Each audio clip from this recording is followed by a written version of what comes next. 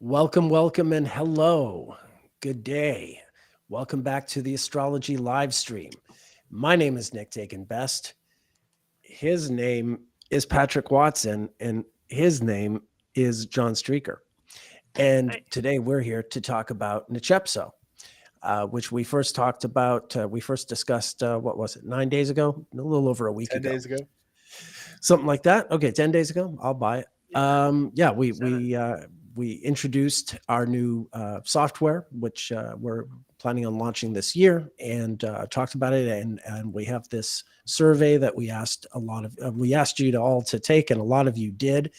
And so today's episode is a follow up. We've been looking at the survey, looking at all the feedback we've been getting, and yeah, we want to get into what some of you have suggested, pointed out, and give you some feedback back from your feedback. So it's like a feedback loop, and yeah, so we're going to get into all that.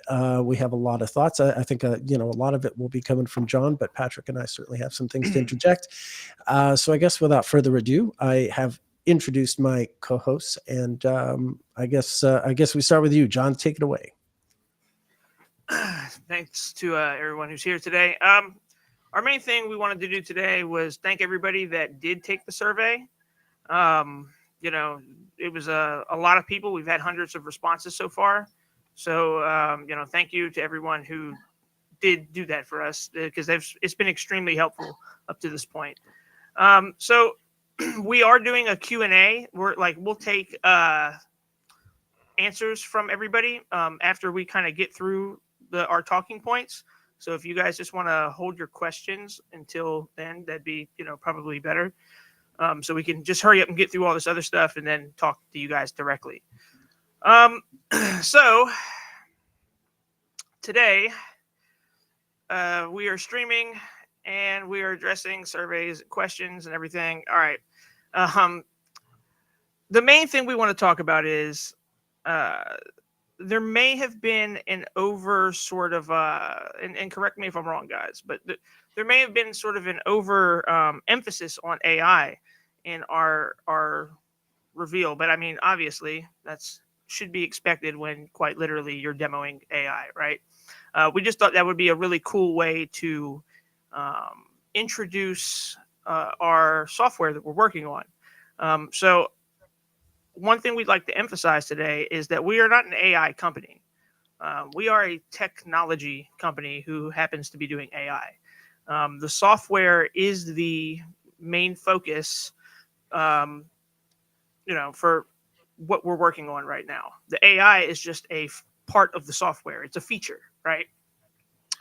The software should, it's going to be able to stand on its own. Like, it's going to be great without AI. So I think that needs to be stated as well. Yeah, I mean, I think Um, the reason why people might have come away with the impression that it was all AI is because that was the focus of our demo. But yeah, I think inadvertently we might have communicated that, that's all it is. And it's actually, you would not have to use AI with Nechepso at all and still have a fantastic piece of software. Sorry to interject there, John. Just wanted to underline that. right. So going back on the the surveys, we actually got a lot of really useful information here.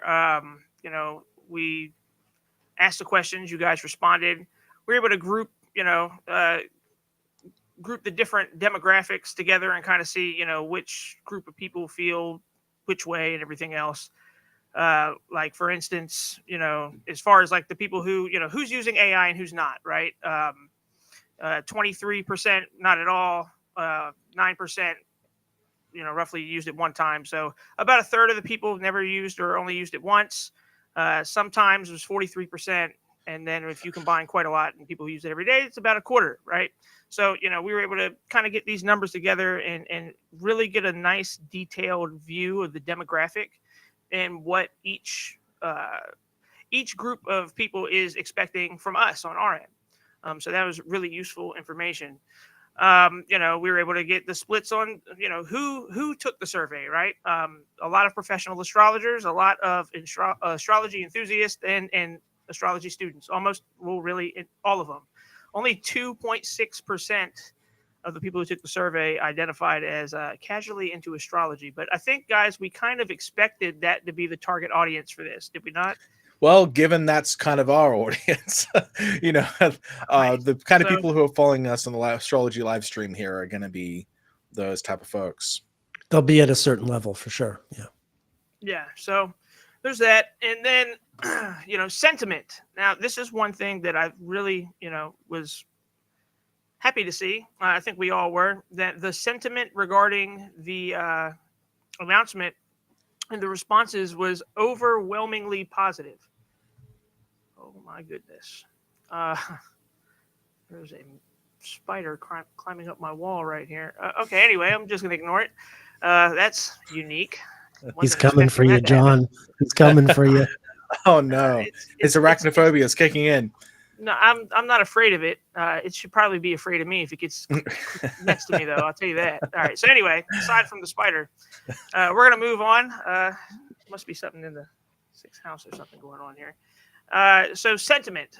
It's been overwhelmingly positive. Like, probably, I would say the positive reaction was at a higher clip than what we initially expected. Would you guys say that's a fair assessment? Yeah, Yeah, I mean, yeah. We were expecting some haters. We didn't really get haters. Well, we did, but No, not at the rate we thought. I didn't think Uh, our haters weren't terribly hatey. I mean, so, I guess I just had internalized the some of the typical criticisms that you see and fears surrounding AI, not internalizing them in terms of like me adopting them myself, but just knowing that there are people who feel so negatively about it makes me think a lot more of those people, even if they actually represent a much smaller percentage of people. So I actually expected there to be kind of a larger response because I guess I'm more of a Chicken Little type in that way, or paranoid. But I was very pleasantly surprised to see that the vast majority of respondents were really enthusiastic and really the people who responded more negatively and had more negative emotions about AI itself also tended to be people who had never tried it, and also tend to be yes. people who didn't have much familiarity with it. So it seems like that might be part of the reason.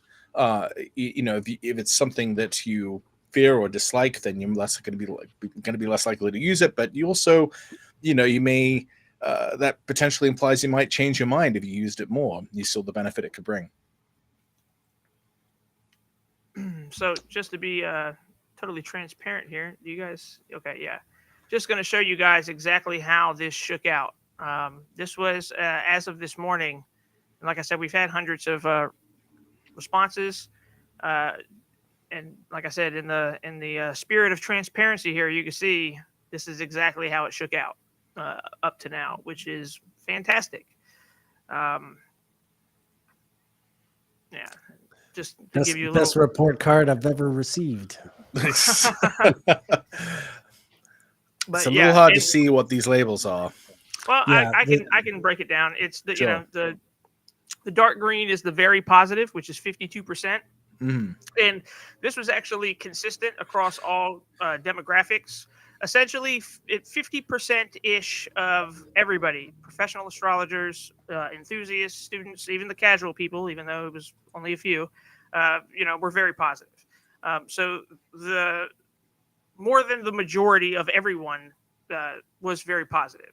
The lighter green, not the lightest, but the mid green here is somewhat positive, which was 20%. Positive other, which is people who didn't select just the standard answer. They typed something in, but it was positive. They represented 5%. Neutral 12%. Neutral other 2%. Somewhat negative 5%. Very negative only 2%, and negative other was 2% as well. So Just to Yeah, give a I read those negative ones, and they did not have enough hate or vitriol to satisfy my need for that kind of negativity. So, yeah, I felt all overall it was quite productive. right. So one of the things we want to do today was talk about some of the responses on the survey, and that's what we're going to look at here moving forward. We can go ahead and start with one of the questions we had was, what techniques must Nechepso be able to do? What is everybody looking for in that respect? And I can actually pull this up now and show you guys again, kind of, and I'll break it down like I did the other time. Okay. All right. So what must the Nechepso be able to do? This is what you guys said. 22% core predictive technique, the big blue. 17% traditional and Hellenistic techniques. 15% advanced predictive timing. Chart customization and multi-chart analysis is in the yellow. Integration with other traditions. 9%. Unique and innovative features, 7%. Accessibility for screen readers, 5%. Database integration and chart management, 4%. At this stage, you guys kind of get the point. I can zoom in and go around. How about this? Just so you can see, the largest group was core predictive techniques, 22%. I'll just go through this because I literally just said all this stuff. So just go through so you guys can see real quick. I'm not trying to spend too much time on these graphics like this because, it'll get really repetitive really quick. So there's that. All right. So with that in mind now, and once again, this is all in the spirit of transparency. We just want to show you guys that we've really taken the time to go through everything that you have said to us, and put a lot of thought and consideration into it. So from there, all right. So let's talk about the software a bit now, because that is what we're emphasizing here today. Is once again, the software on its own is going to be fantastic, AI or no AI, right? So. One of the things that people mentioned on there was, being able to do certain techniques and everything. We can just start by saying that the software is going to be able to do all the techniques that are currently available in other places. We wouldn't release something and claim that, hey, this is the future of software, and then, but oh wait, it can't do what? We need it to cover those bases, so you guys don't have anything to worry about as far as that's concerned. But yeah. There was a lot of things on there about innovation, new stuff. Really, I guess that would be why we even kind of started this. There's so many things that we wanted to do that we were unable to do. So it's kind of one of the reasons why, this all came together like this. But yeah, so we plan on expanding beyond this with things that's never been done before. One of the things, Patrick, if you want to talk about it, you can go ahead. Yeah, so as you may know if you followed my work, I offer things like spreadsheet calculators, and I used to consider myself somewhat of a spreadsheet wizard, but I feel like I've met a few people now, John included, who realize that there are some spreadsheet skills that go even beyond my own. And I really wanted to explore some of the more obscure timing techniques which are mentioned in ancient literature. So one in particular that interested me was a method of timing activations of individual planets as well as aspects by combining the minor periods of those planets as well as the ascensional periods of those planets based on the sign they're in, and looking at their combinations and divisions.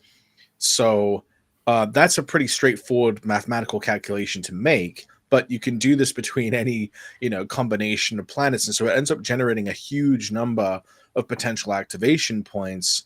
And so when I tried my third time of making this spreadsheet software, I really wanted to be able to visualize that data and be able to kind of make sense of it. But I was successful. I really was able to improve that calculator. I was able to use ChatGPT to even show me how to use certain APIs in order to automatically populate the planets in a person's natal chart by just entering your birth data in on the sheet itself. It was going to be really, really good, but it just was so large that it slowed the whole thing down. And the data visualization component required such a huge number of cells to be filled in with formulas that it would take 5 minutes for one calculation to be made, for the whole sheet to update. And so, it was right around the time that I was getting frustrated with the limitations of Google Sheets that John and I started talking about, what other solutions we might have for astrological software in general. And no astrology software currently does this. So one of the ideas I had was, well, instead of keeping this on a spreadsheet calculator, let's actually put this in a legitimate piece of software that can dynamically and speedily do these kind of visualizations and calculations. And so that's going to be a major part. That's going to be one of the things you're going to be able to do in Nechepso. You're going to be able to calculate these periods and have a visualization of them, and even gain, if you choose to use the AI component, to get some interpretive clues about what those periods could mean. So there's been a lot of spreadsheet calculator based projects I've had like that, where I've almost reached the limit of what I can do with spreadsheets. And so now we're going to be able to kind of do those things sort of more properly in a piece of software, and they haven't been done yet. Even in a piece of software that's more Hellenistically centered, like Delphic Oracle, doesn't have that particular Time Lord method in that software. And there are so many little ones sort of like that scattered throughout that it's going to be really exciting to actually be able to experiment and explore all of these different Time Lord systems, as well as being able to cross-reference events in your life between different Time Lord methods at the same time. Because the idea is that you'll have a list of chart events, a list of events that are associated with a given nativity, and you'll be able to flip through, different Time Lord methods and instantly see where those events in someone's chronology lines up. That's the kind of thing I've wanted to be able to do, to know, how these things are kind of working all together. And, we're finally, in so many different ways, this is true for Nick as well, I know too, that we have questions about astrology that we just no longer have the tools to answer. So in some ways, this is our attempt to just actually build that thing and to have the actual tool we need to further investigate some of these questions. We can't go further until we really have this kind of tool at our disposal. Yeah, absolutely. First and foremost, we're creating this so that we can use it. We're just, Yeah, right. It just so happens we're going to let the rest of you use it too, but that absolutely is the primary motivation. Patrick, your heliacal rising and setting calculator is another thing that reminds me of the kind of tools we're going to have in Nechepso that you just can't, you couldn't have done with any of the existing astrology softwares. It's only really just becoming possible now. And there's all kinds of different features like this that we have in mind that we're developing.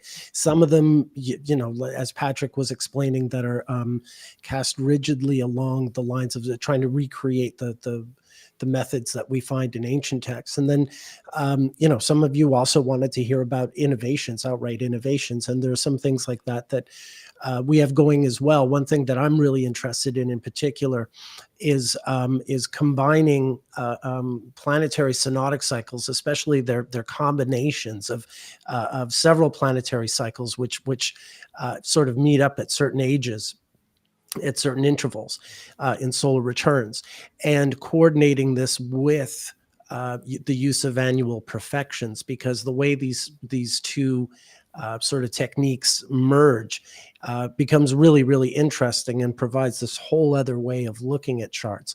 I'll give you an example. At the 47th solar return, you get a simultaneous Mars and Jupiter synodic return. It only happens at the age of 47 in a human lifetime, but that's at the age of 47 is also a 12th house perfection year. So everyone's got a 12th house in their chart. Everyone has Mars and Jupiter in their charts. But some people have more sort of distinguished relationships between Mars and Jupiter, and some of those are going to have a distinct relationship with the 12th house. Either one or both of those planets are in the 12th house, things like that.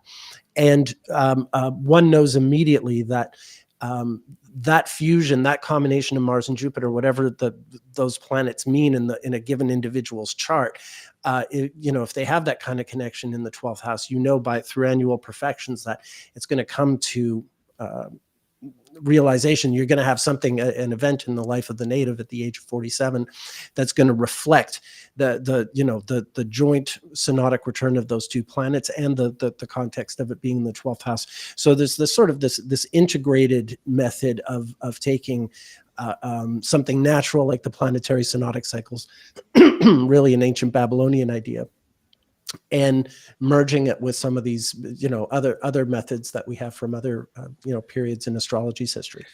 That's so funny. That's really quite similar, actually, to the method I was just talking about from Valence, which is it doesn't do it in the same way, but it's still combined. Like, so for example, you might take the minor period of Jupiter, which is 12 years, and the minor period of Mars, which is 15, add those together.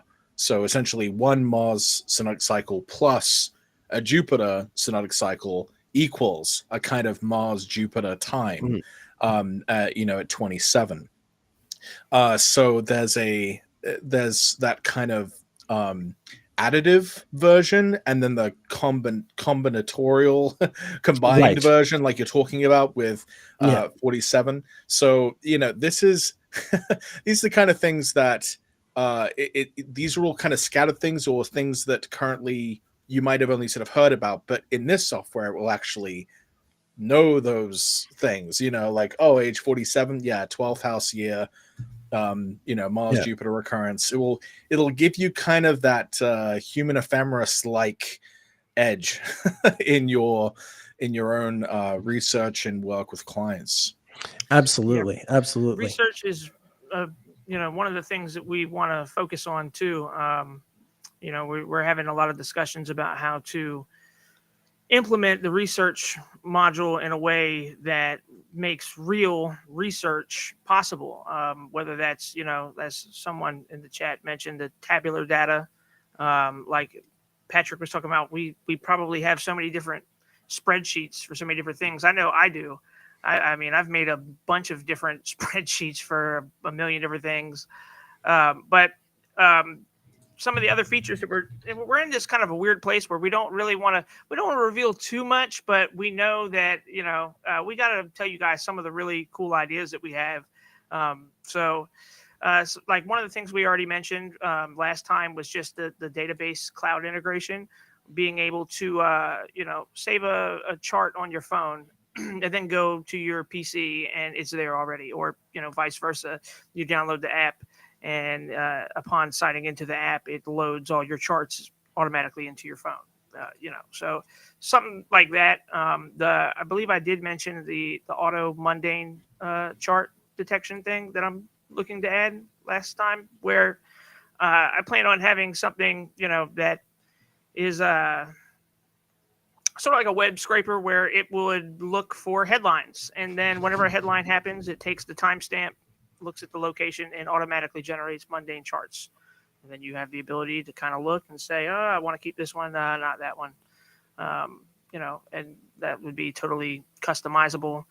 We are looking at advanced stuff with zodiacal releasing and perfections, which, as far as perfections is concerned, you just heard Nick discuss some of that stuff with synodic cycles.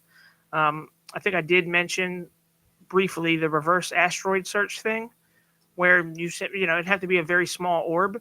But instead of, typing and looking up asteroid names out of the hundreds of thousands that exist, just having a reverse search that shows you stuff that's exactly on your points, versus, you having to try to find everything by yourself individually. Speaking of asteroids, another thing that we were talking about is, if you have the hard drive space and you want it, giving people the ability to just download the entire asteroid database, versus having 1,000 or 10,000 or whatever. we'll probably have different options for that. Like, if you want to download 1,000, sure. But, if you want to download the whole thing, you can do that too. It's up to you completely. Some other stuff we've talked about, rectification. You guys want to chime in on any of that? Some of the rectification ideas? So, part of what we have talked about having is event charts associated with a particular person's life, so that it's not like, currently to do this in a software like SolarFire, you would have to essentially create a new folder specifically for that person. But each person in a database will have sort of attached or related charts to that person. And now this won't necessarily have to rely on the AI function, but the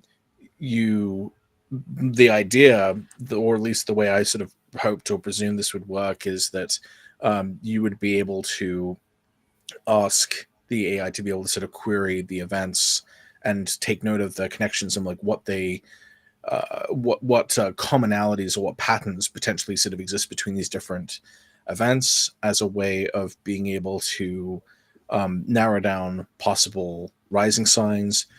Basically, I would the other idea I had is that we might be able to have it kind of guide a user through eliminating certain options, sort of taking it through a similar rectification process as I outline in my course with Chris Brennan. Sort of a similar approach of kind of asking questions to sort of help narrow it down. Like a rectification wizard. Kind of, yeah. So there's a few different approaches we can take to that, and we may still come up with some other methods for that as we continue developing it. But rectification is absolutely something we would want it to be able to do, and that we absolutely have the technological capability of being able to put in motion. So some other stuff we've discussed, like right now, as Patrick just said, you can make in SolarFire, you could make like a list of charts and you can group things by list, but we want to add more detailed labeling. So, we plan on having tagging, kind of like hashtags, where you can just create categories that transcend all lists. So you can still make a list, but you can also create categories, and it's a way that will allow people to browse their data in a much more efficient manner, and it would significantly help for research purposes and everything else too. You heard us mention the journal thing, the last live stream. And one of the other things we discussed was, people that are professional astrologers having client journals, right? And one thing I will say about this while we're here, even though we're going to talk about it later, privacy is a really big thing that came up a lot too in these surveys. And these sorts of things, they would not be accessible by, we would not have any access to the journals or your conversations with the AI. That's why we're making the AI locally deployable to your device. You can talk to the AI without an internet connection, right? And the reason why we're doing it in this way is explicitly so you can keep the data entirely on your device and totally separate from us. And I want to kind of emphasize that point too, regarding all of that, that's one thing that you will not have to worry about at all. Yeah, this is real. Thank you, John. I just wanted to interject. This is super, super important, because the very nature of this product is, an individual can develop a very deep relationship with it. This is an astrology software that can wind up understanding your whole life from birth to finish. Obviously it won't know you're finished until you know you're finished, but it covers you all the way through. And so yeah, that's not a level of privacy that I think just about anyone would want shared with the world. So the very nature of this product is it has to be super secure. It has to be unique to the individual who holds it. And so this is absolutely sacrosanct, not just for the usual reasons that we want privacy, But because the very nature of this product is it's as personal as anything gets, and therefore cannot fall into the hands of others. Right. And as a practicing astrologer, you're dealing oftentimes with people's private information, and so Of course, yeah. it's you're not going to be able to be trusted by clients if you aren't using things which are secure. But I mean, even right now, things can get hacked or whatever. But the important thing is, and I think you sort of spoke on this, John, earlier outside of this live stream, that if say if Nechepso, like if we at our service or something got like compromised, that wouldn't affect anyone's private information because of the way it's stored, because it's Right. decentralized storage on everyone's local machine. There is no central database where your information is. That's correct. So it can't And be we hacked. don't want it. And we don't want We don't want Yeah, it. we have no intentions of collecting any of that stuff. So it's very important, something we really needed to emphasize here. So some other things we've talked about. Well, we've actually had some really cool innovations we've thought of for whenever you go to animate charts. Browsing through the different time periods. Might end up leaving some of that to the imagination currently. But some really cool stuff you're going to be able to do that was not able to be done before. And just while we're talking about charts, the concept of charts, I feel like is, whenever you download a software or you go to use a software, there's always like a million preset different like wheel designs and just all this other stuff. And, we really want to simplify the customization process, where, whenever you're looking at your chart wheel, we're going to have it to where it's very easy to just turn things on and off, or, do a whole lot of things. Once again, I don't want to get too much in detail, but it's, the customization side of it is going to be very easy for anybody to use in a way that is never been easy like this before, because everything kind of has a certain degree of difficulty to it.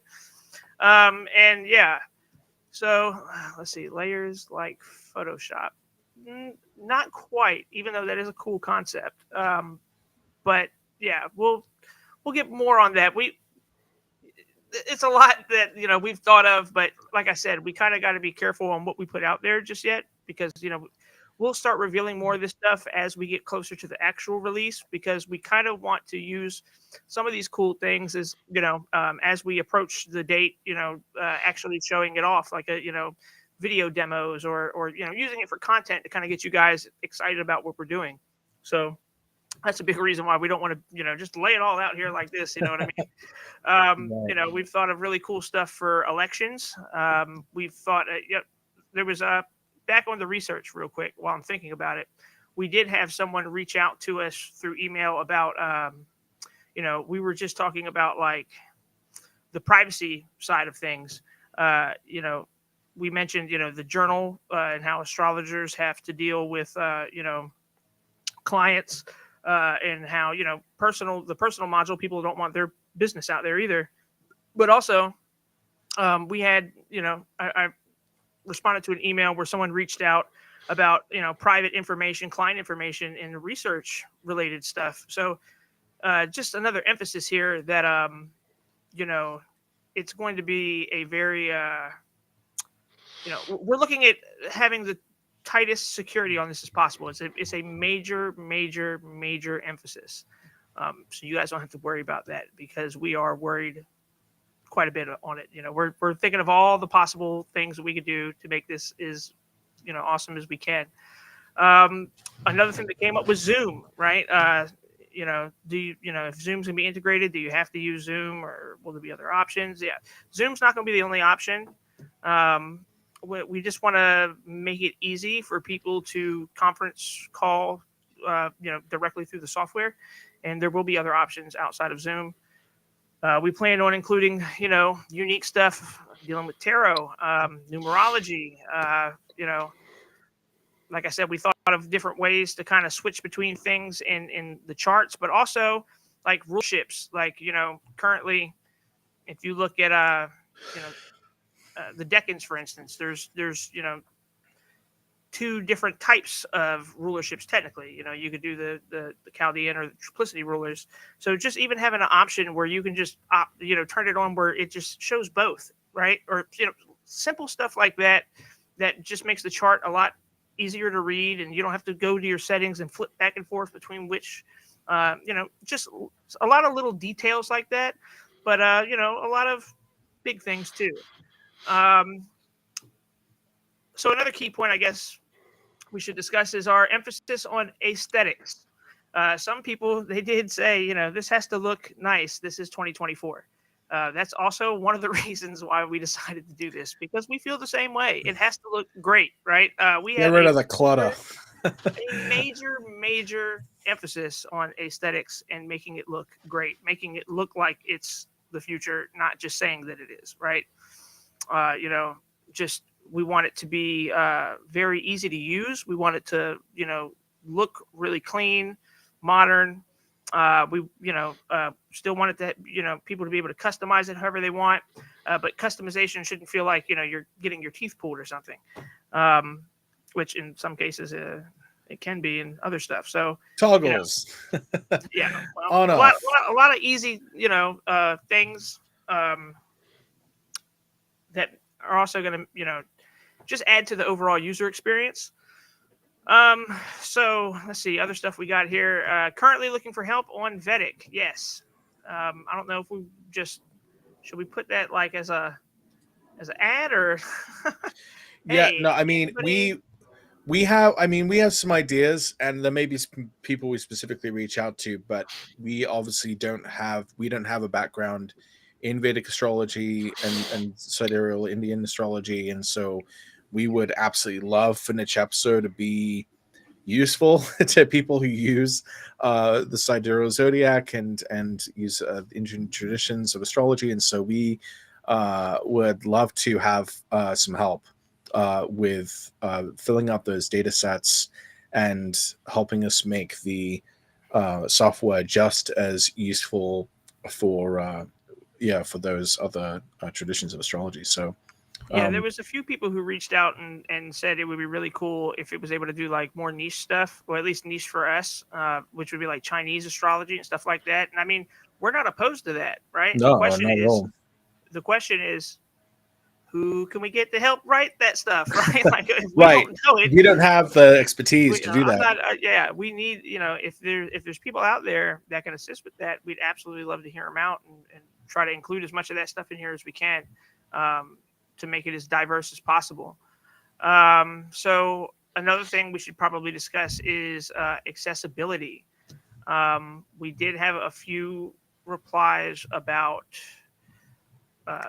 people that have disabilities being able to have access to the software. And next week we do have a meeting scheduled to make this happen. We're going to try to ensure that this is accessible to everybody that wants it. So that is a step we are taking as well. Let's see. Anything you guys want to add on that? Or Yeah, it was really it was pretty I guess eye-opening to know that there are so many vision impaired astrology students and astrologers who struggle on a daily basis to have one software that serves and meets all of their needs. And I can't imagine how frustrating that would be to have to kind of piecemeal your softwares based on just something as simple as accessing that. So I feel like that's a problem that we really want to solve for this particular group of people. Accessibility for sure. Yeah, like we want everyone to be able to use this. Yeah. So I feel like that's unfortunately this group of people tend to be overlooked, forgotten, just not thought of, just not remembered. But we are not forgetting. We're not forgetting them at all. Absolutely. That's. I feel like this is a simpler problem to solve. So let's just do it. We are looking into integrating statistical analysis into the research module. And we think that's going to be big too. Like if you guys have like these big research projects you want to do, being able to natively do them in the software, we think is something that we definitely want to help people achieve, right? If you want to do scientific research to prove, I don't know, people are more moody during full moons, we want you to be able to use our software to do this, right? And so we are looking at integrating actual statistical analysis tools into our research module. And we've inquired about some assistance with that too recently. But yeah, main thing is, the AI itself, while we did talk about it and demo it, and it's really cool because, there really isn't any other AI out there that has the ability to maintain a level of accuracy of what we've been able to create. So that's why we were excited about it. We wanted to show you guys, but this is just a feature of the software once again, right? And that's a big reason why we wanted to talk to you guys about this today. I mean, part of me even feels like maybe even just roll out the software for like a month or two without the AI, just to show people, hey, Yeah, use it without the AI. and well, also, and then people who are weary about the AI, that would allow them to kind of try the software out without AI. And we actually are likely going to end up putting an option where if you want to use the software without AI, we'll allow you to opt into that too. You don't have to have the AI if you don't want. So that's another option we're looking at as well. Yeah. I got to say though, one ironic thing about some people who fear that AI may replace them is I feel like the only astrologers in danger of being replaced are going to be those who don't embrace these tools to augment their practice. I feel like you're going to become more unreplaceable if you have this kind of software at your side. You won't be replaced by AI. You'll be replaced by astrologers who are using AI. I love that quote. Right. Yeah, I agree. I hope that eventually everyone can give it a shot and see what it can do for what they want to do. But yeah, I think that's a great option though, to allow people to because that is true. You don't have to use the AI at all, and you would still be able to have a perfectly functional, wonderful software. You would still have a software that does way more than any of the existing ones. Yeah. Right. And one of the things, like, another one of our core things we've discussed and how we want to move with all this is not making anybody feel alienated, right? If you're like, AI, we don't want you to just totally disregard the product. So we're trying to think of ways to be accommodative for everybody, because this is going to be a big step forward in software. And we want everyone who decides to try it or use it to, feel as comfortable with it as they can. But yeah, now with the AI though, one thing I would like to say about it as well, the version that's going to roll out on locally, it is meant more of as an assistant. It's not going to work like it's like an astrologer. It's not going to, just be doing its own thing essentially. And you guys will understand once you see how it's the technical layout of it. It's meant as an augmentation tool. It's meant to enhance what you're doing. It's an assistant. It's not its own, just entity that's going to run wild. Now, we do have plans to make a larger version of the local model available on a server, and it's going to be trained on a larger base model. And that model may be able to do a lot more things, but this isn't going to be linked to the software. It would be something where you would choose to go to it and talk to it if you want. It's not like it, comes with the software or anything, because it would be accessed through a web server, and the AI that comes with the software is going to be local. And for the reasons that we've discussed. So that's why we've decided to make that separation. But it will be trained, like I say that, but it will be trained on how to interpret different things. There was an email that we got that said, "Hey, you were just asking it like questions about stuff." Well, that's because the data is not written all the way. Yeah, We and can that was an only talk incomplete to it. version. Yeah, we can only talk to it about what has been trained on. So yeah, I can't ask it about interpretations if it hasn't been trained on interpretations yet. But it Still will writing be. them.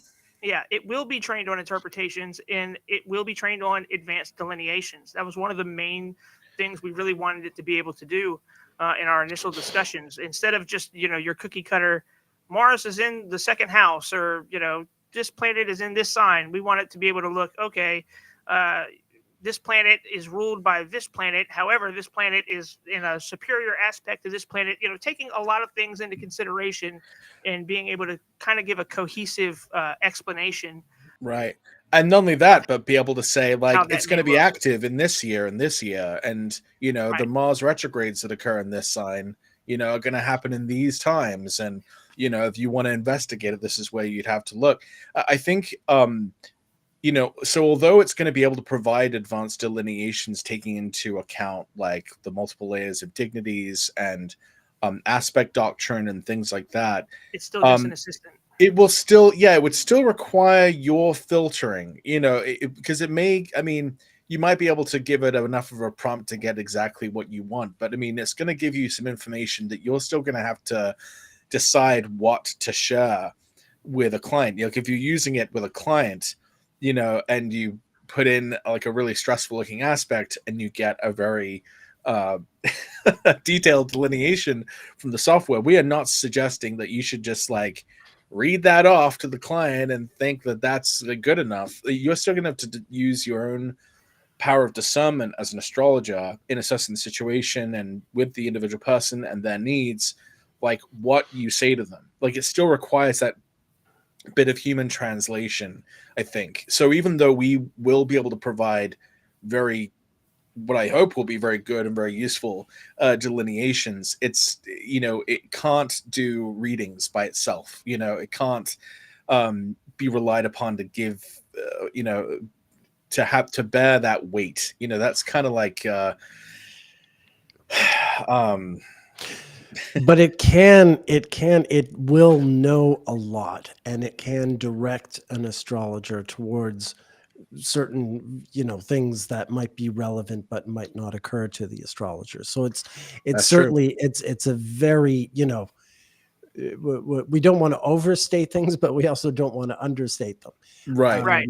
It's going to know a lot, and probably no matter how developed and advanced a given astrologer is, the tool is going to have these other insights that or it'll just see things that the astrologer might not see right away, but that could be really helpful and ultimately make the astrologer better at what they do. So yeah, it's not just something that you can set on automatic pilot and it does all the all the heavy lifting, but it certainly is, like, as a guide, a really, really sophisticated and all-knowing, well-schooled brain. my Jake, hope will be my hope would be that if a professional astrologer is using it and they put in a question about something, my hope is that Nechepso comes out with stuff that makes the astrologer go like, damn, that's a good idea. Like, helpful. Thank you very much. That's actually really useful. Like, I want people to have that kind of reaction. Like, damn, that is a good thing to think about or look at. Or I want it to be really useful in that way. And so I'm really, in all our work in putting all of this data, we're keeping that in mind. Like, how can this answer be most beneficial to an astrologer and really point them in like the right direction to go. And a lot of stuff still has to be written. There are some great questions in here, but we'll get to them at the end of right. I was just going to say to Jake about the finance thing real quick. There is a financial module, and just to kind of give a little idea of the technical application of how the AI will be in the software.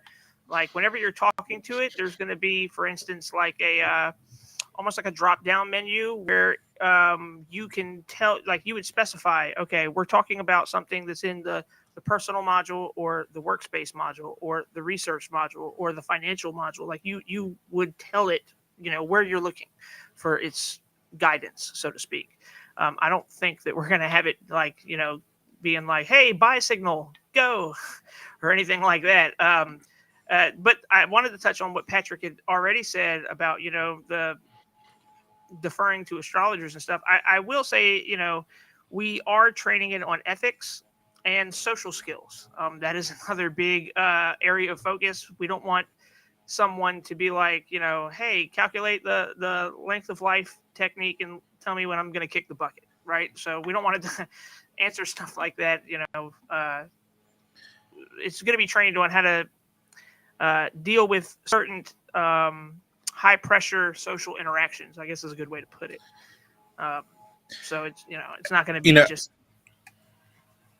And I'm glad you said that, because one of the big reasons that we see that this software wouldn't be able to replace astrologers is because there are some things that someone may ask about that would be unethical for an AI to do without like any human judgment, such as questions like that, where there's like a serious ethical or moral quandary. Astrologers are still going to be needed to require some of those more complex and nuanced cases. So there are just still some issues which it would be almost irresponsible to let AI handle on its own. So I think if anything, the job of astrologers will become more interesting. You might get more kind of marginal cases where people have very particular questions that like an AI, not that an AI couldn't potentially try to tackle, but just that, we do have to set up certain guardrails, because that was another big concern of ours and of yours from the survey, is the potential for misuse. We're about to show you guys the concerns that you had about AI and astrology. But yeah, just piggybacking on what Patrick just said, the same thing applies with finance, right? If we allow the AI to be like, yeah, buy here, sell here, and then it ends up being a terrible decision, there's a level of liability that goes with that, it's just not, not a very plausible thing for us to try to include, So I'm laughing at Jake's comment. It's 2001 Space Odyssey reference. Yeah. Okay. What do we mean by modules? Real quick. So the way that the software is laid out, the software opens up. There are modules located, they're like buttons, I guess you could say, where each one of these opens up a fully immersive module that has a different purpose. Like we said, the personal module, which is tailored to the user. The workspace module is basically what you would expect from Solar Fire or anything else. We're gonna have a research module, a finance astrology module, just a lot of different things like that. And our goal is to have each module immersive enough where it could stand by itself, as a specialized software for something, right? So moving on to the concerns about AI and astrology here. This is the next big question. Let me share this real quick. And I'll zoom in this time so we can kind of get to it. Everybody saying? All right, there we go. All right, so the question, what are your concerns? What are your concerns about AI in astrology? 28% of people, accuracy, which obviously that's a big concern for everybody. Potential to replace humans was 18%. Data, privacy, and security, 16%. Ethical concerns around data sources and misuse, 15%. This is, I'm sure you guys have seen, consistent theme. AI's inability to provide genuine human connection, 11%. And then let's see, AI's impact on the profession and knowledge base at 7%. Accessibility and inclusivity, I want to say that was 3%, but it's not showing up. And concerns about AI development and implementation, 2%. So just to give you an idea, like I said, in the spirit of transparency here, just sharing with you what you've shared with us. So yeah, let's discuss some of this stuff. We already kind of touched on some of it, right? Hmm. As far as the ethics and everything, and people not having to worry so much about their data. Um, yeah, so I don't mean to pick on anyone. There I were knew it there was were a coming. few people. I I don't knew mean it to was pick on coming. anyone, but there were a few people who selected that they were both afraid of AI replacing astrologers, and also that AI could not form genuine human connections. And I don't know how you can feel like I feel like you got to pick one. If you're worried that AI can't form genuine human connections, then you probably don't need to worry about it replacing astrologers, right? Um, because astrologers can do that, if an AI can't. So I thought that was interesting that there were a few people who selected both of those at the same time, and I thought that was a little amusing. Yeah. Um, but um, yeah, again, I don't mean to pick. I'm being sort of quasi facetious. I mean, I suppose you could Well, no, be it's funny. you could Uh, be equally concerned about both of those in different ways, I guess.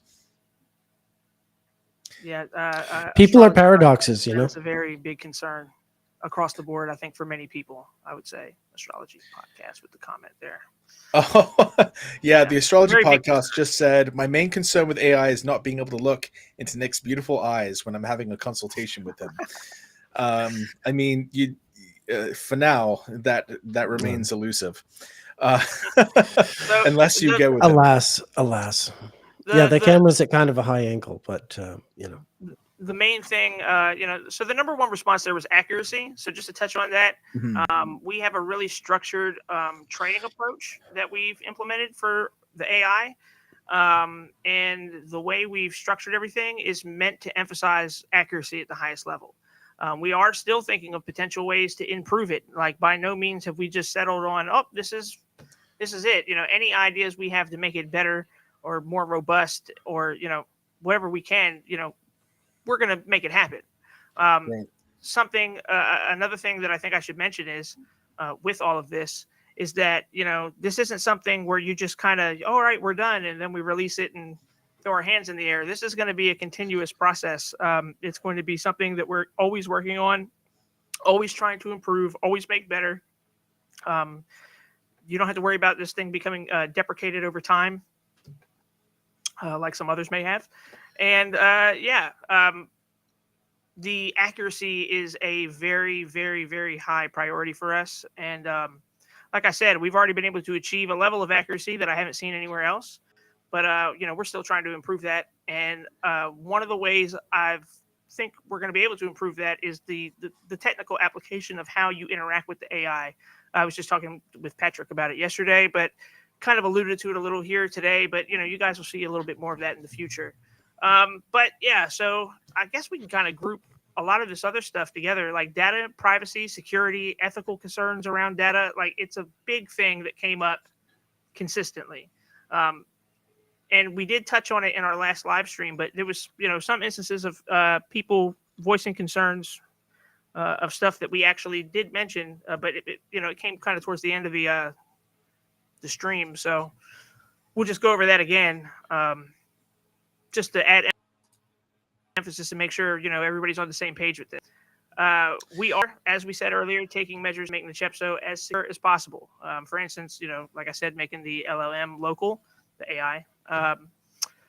We will not have access to, nor will we request any personal or sensitive information that could be shared with like Nechepso through the journal or the conversations or anything like that. All this data will be stored locally. We're not going to be anywhere near it.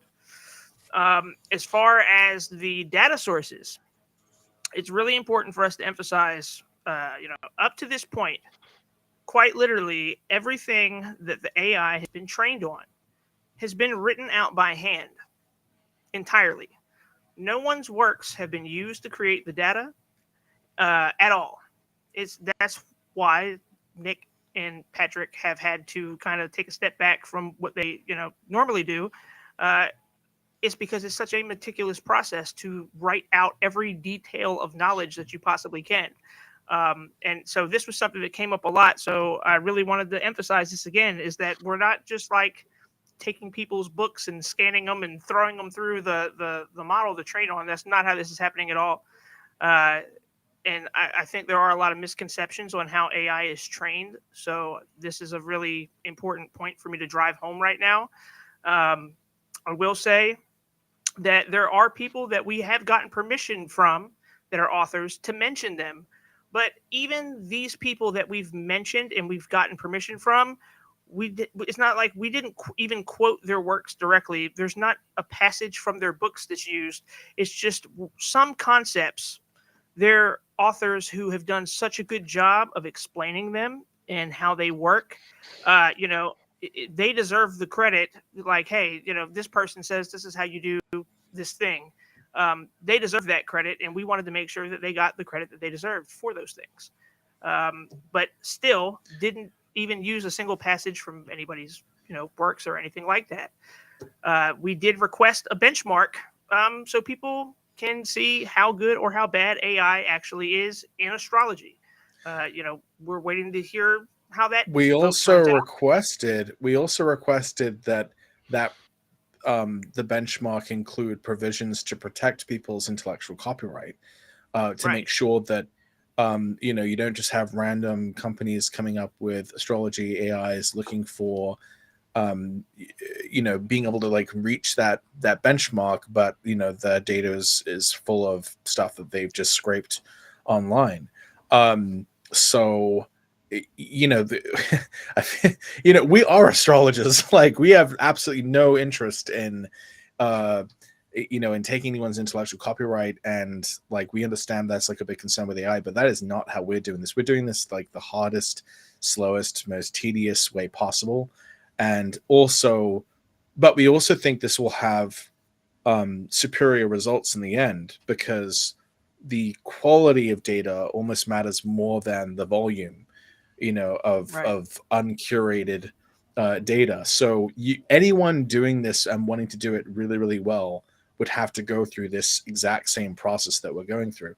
And who knows, if we are doing a little more successfully as a company, we can bring on more astrologers. We could potentially get licenses for copyrighted works. But rest assured, any kind of data we have is from our knowledge and experience, or from public domain sources, or with the author's permission or license, period. Like, it just has to be that way, because otherwise it's it's going to be ethically compromised. It's not going to be legitimate. It's going to be vulnerable and liable. And we want to we don't want to be fighting off lawsuits. We want to just make something that is super awesome and that everyone loves, and that advances the study of astrology. So, and just on a side note, to answer Jake's question about Petrosiris, Petrosiris is Nechepso's silent partner in this project. So it's Nechepso, Petrosiris,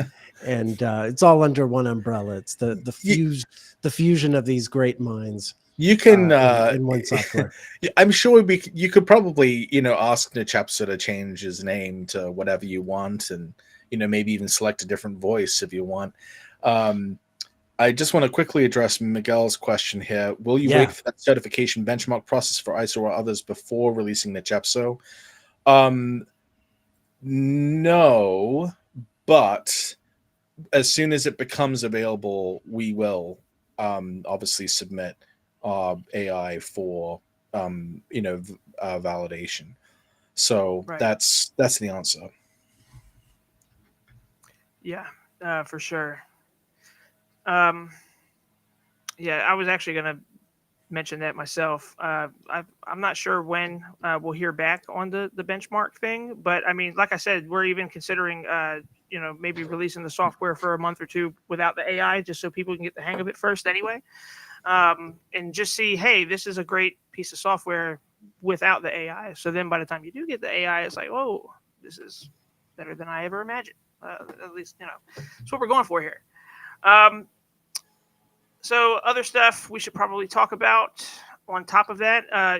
Patrick already mentioned people mentioning the inability to provide genuine human connection.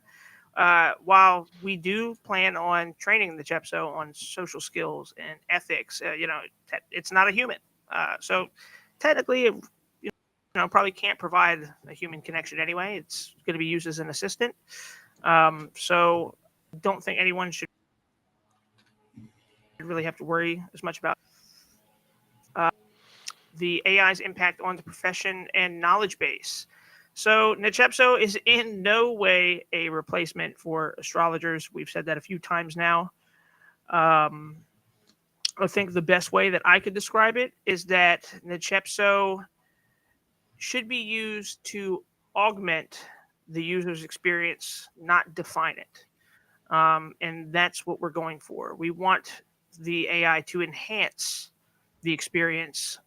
We don't want the experience to be centered around the AI. And for that reason, we have a lot of barriers and a lot of things, we've put in place that, I think makes that fairly clear. And, you guys will see that as things begin to roll out. And so I think that pretty much covers that question. Concerns about AI. What do you guys think? I think a concrete example of that would be, say you have a question about, like, say the upcoming Mars retrograde in Leo, for a given client. The AI would be able to tell you not only kind of a delineation of like what types of things they might expect based on the house that is happening in, but also that there was a Mars retrograde in Leo in December of 2009 through February of 2010. And at previous times, like, it would sort of automatically give you those things. Like that, like Nick and I would know that just from our own memory of like transits, but we know that not everyone has that kind of like ephemeris type of but not everyone has that memory basically of the ephemeris. And so this would like augment your experience in being able to counsel that person, because it would automatically bring up those previous times that it went retrograde in that sign, and that enables the astrologer then to go, yeah, so these are the things you might be able to expect from it, but we might also be able to talk about some of these previous periods of your life where you had the same transit, and you wouldn't have to look it up. It would just kind of come up. It would be giving, and that's what we mean by like augmenting. Like, it kind of gives you that extra superpower. And in some ways, we're leveling the playing field, for for you guys with me and Nick, and anyone else who has parts of the ephemeris memorized. It would give you that kind of superpower sort of at your disposal. There's a whole bunch of other use cases, but that's just one that occurred to me. Yeah, the cycles of Mercury, knowing that, the ages of 13, 33, 46, that these are special ages where Mercury makes a synodic return. And then with all of those specific ages, again, occur at very specific perfection years. And so it'll understand the Mercury cycle in this very sophisticated way, along with all the others. Or if you had like a list of events associated with a person, the AI might be able to point out, hey, did you know that this person got these two jobs at the same phase of Mercury? You might want to be aware of that. And then you could go, well, damn, thank you very much for letting me know. I wouldn't have, necessarily seen that. Or maybe it would say, hey, just so you know, like these past few events that are similar, like happened with a waning moon. These are things you might not have been looking out for, but that it would be able to have the capability of noticing. And, with that information, obviously, then you can do with that what you need. So that's the way it's kind of upping your game as opposed to completely replacing you. To answer Bliss, we actually just talked about accuracy a few minutes ago. I don't know if you just joined, but we can talk a little bit more about that. Like I said, we're gonna have a Q&A at the end where we're just gonna kind of let it fly with you guys. So yeah, I did see. Let's see, where was that comment?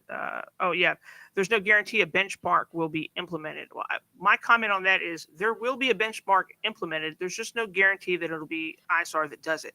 A benchmark is fundamental in this field. There's literally a benchmark in every subgenre where AI is being made. It's not a matter of if, it's a matter of when, in my opinion.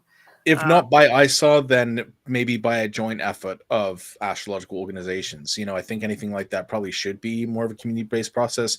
We reached out to ISAR because they're obviously the most global, but we have plenty of other organizations in many countries that have the same interest in promoting accuracy and integrity in AI models that are dealing with astrology. So I think that I don't want to like put too much of the heat on ISAR or something. Like, we've asked them to do something which is pretty huge and really requires a probably more global sort of coordinated kind of effort on the part of organizations to develop this kind of benchmark, and that may take time, and we don't want to hold ourselves back for this, but we are being completely transparent about how we're doing this and trying to convey that we're doing this like ethically.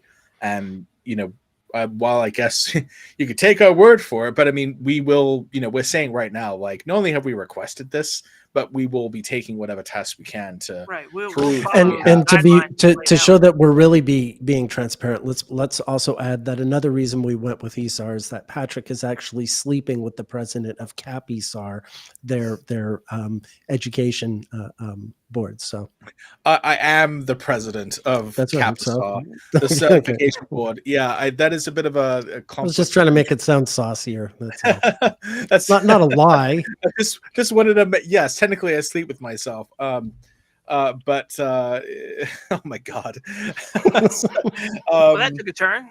Yeah. Anyway, yes, it's true. I'm the president of the certification branch of ISAR, and so this has presented a bit of an ethical quandary for me, because obviously, I would recused yourself. but I recused myself from all sort of official discussion of it, and so I'm not in a position to influence the board of ISAR one way or the other.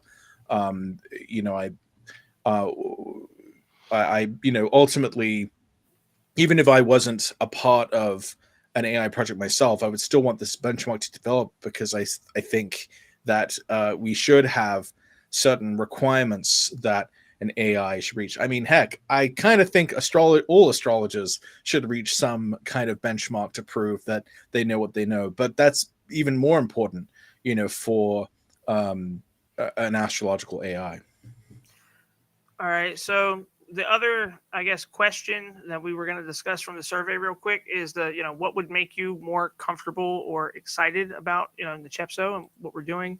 So I'm going to go over the very rudimentary pie chart that I have here, and we will just glance over that real quick. I'm not trying to, fixate on it. Okay. So what would make you more comfortable or excited? Demos and information came in at the top of this, as you can see. I want to add that, Patrick, you did add an FAQ to the site. I have not added that just yet. Well, it will be up. We will have today. an FAQ. Yeah. So on top of that, as I said, as far as demos and information, one of the reasons why we did this today was to be as transparent as we can about the feedback that we've received. And not only that, but to show you guys that we're, you're not filling out the survey for no reason or anything. We're seriously looking at all this stuff. We're considering it, and it's weighing in on how we operate moving ahead. And then demos as well. Like I said, there's certain things we don't kind of want to spoil yet, because we want to be able to show them in that sort of atmosphere, demo it, and in the future to kind of get you guys excited for what we're doing. Trust and credibility. I think we've talked a lot on that stuff so far. And I do think that Nick and Patrick, I know you guys don't know me, but Nick and Patrick are very credible people in this field. They've been around for a very long time. So that should alleviate, credibility issues, I believe, to some extent. And we plan on working with more people in the future as well, which we've alluded to today. Privacy and security. We've talked a whole lot about that. This is an emphasis for us. This is something we are prioritizing.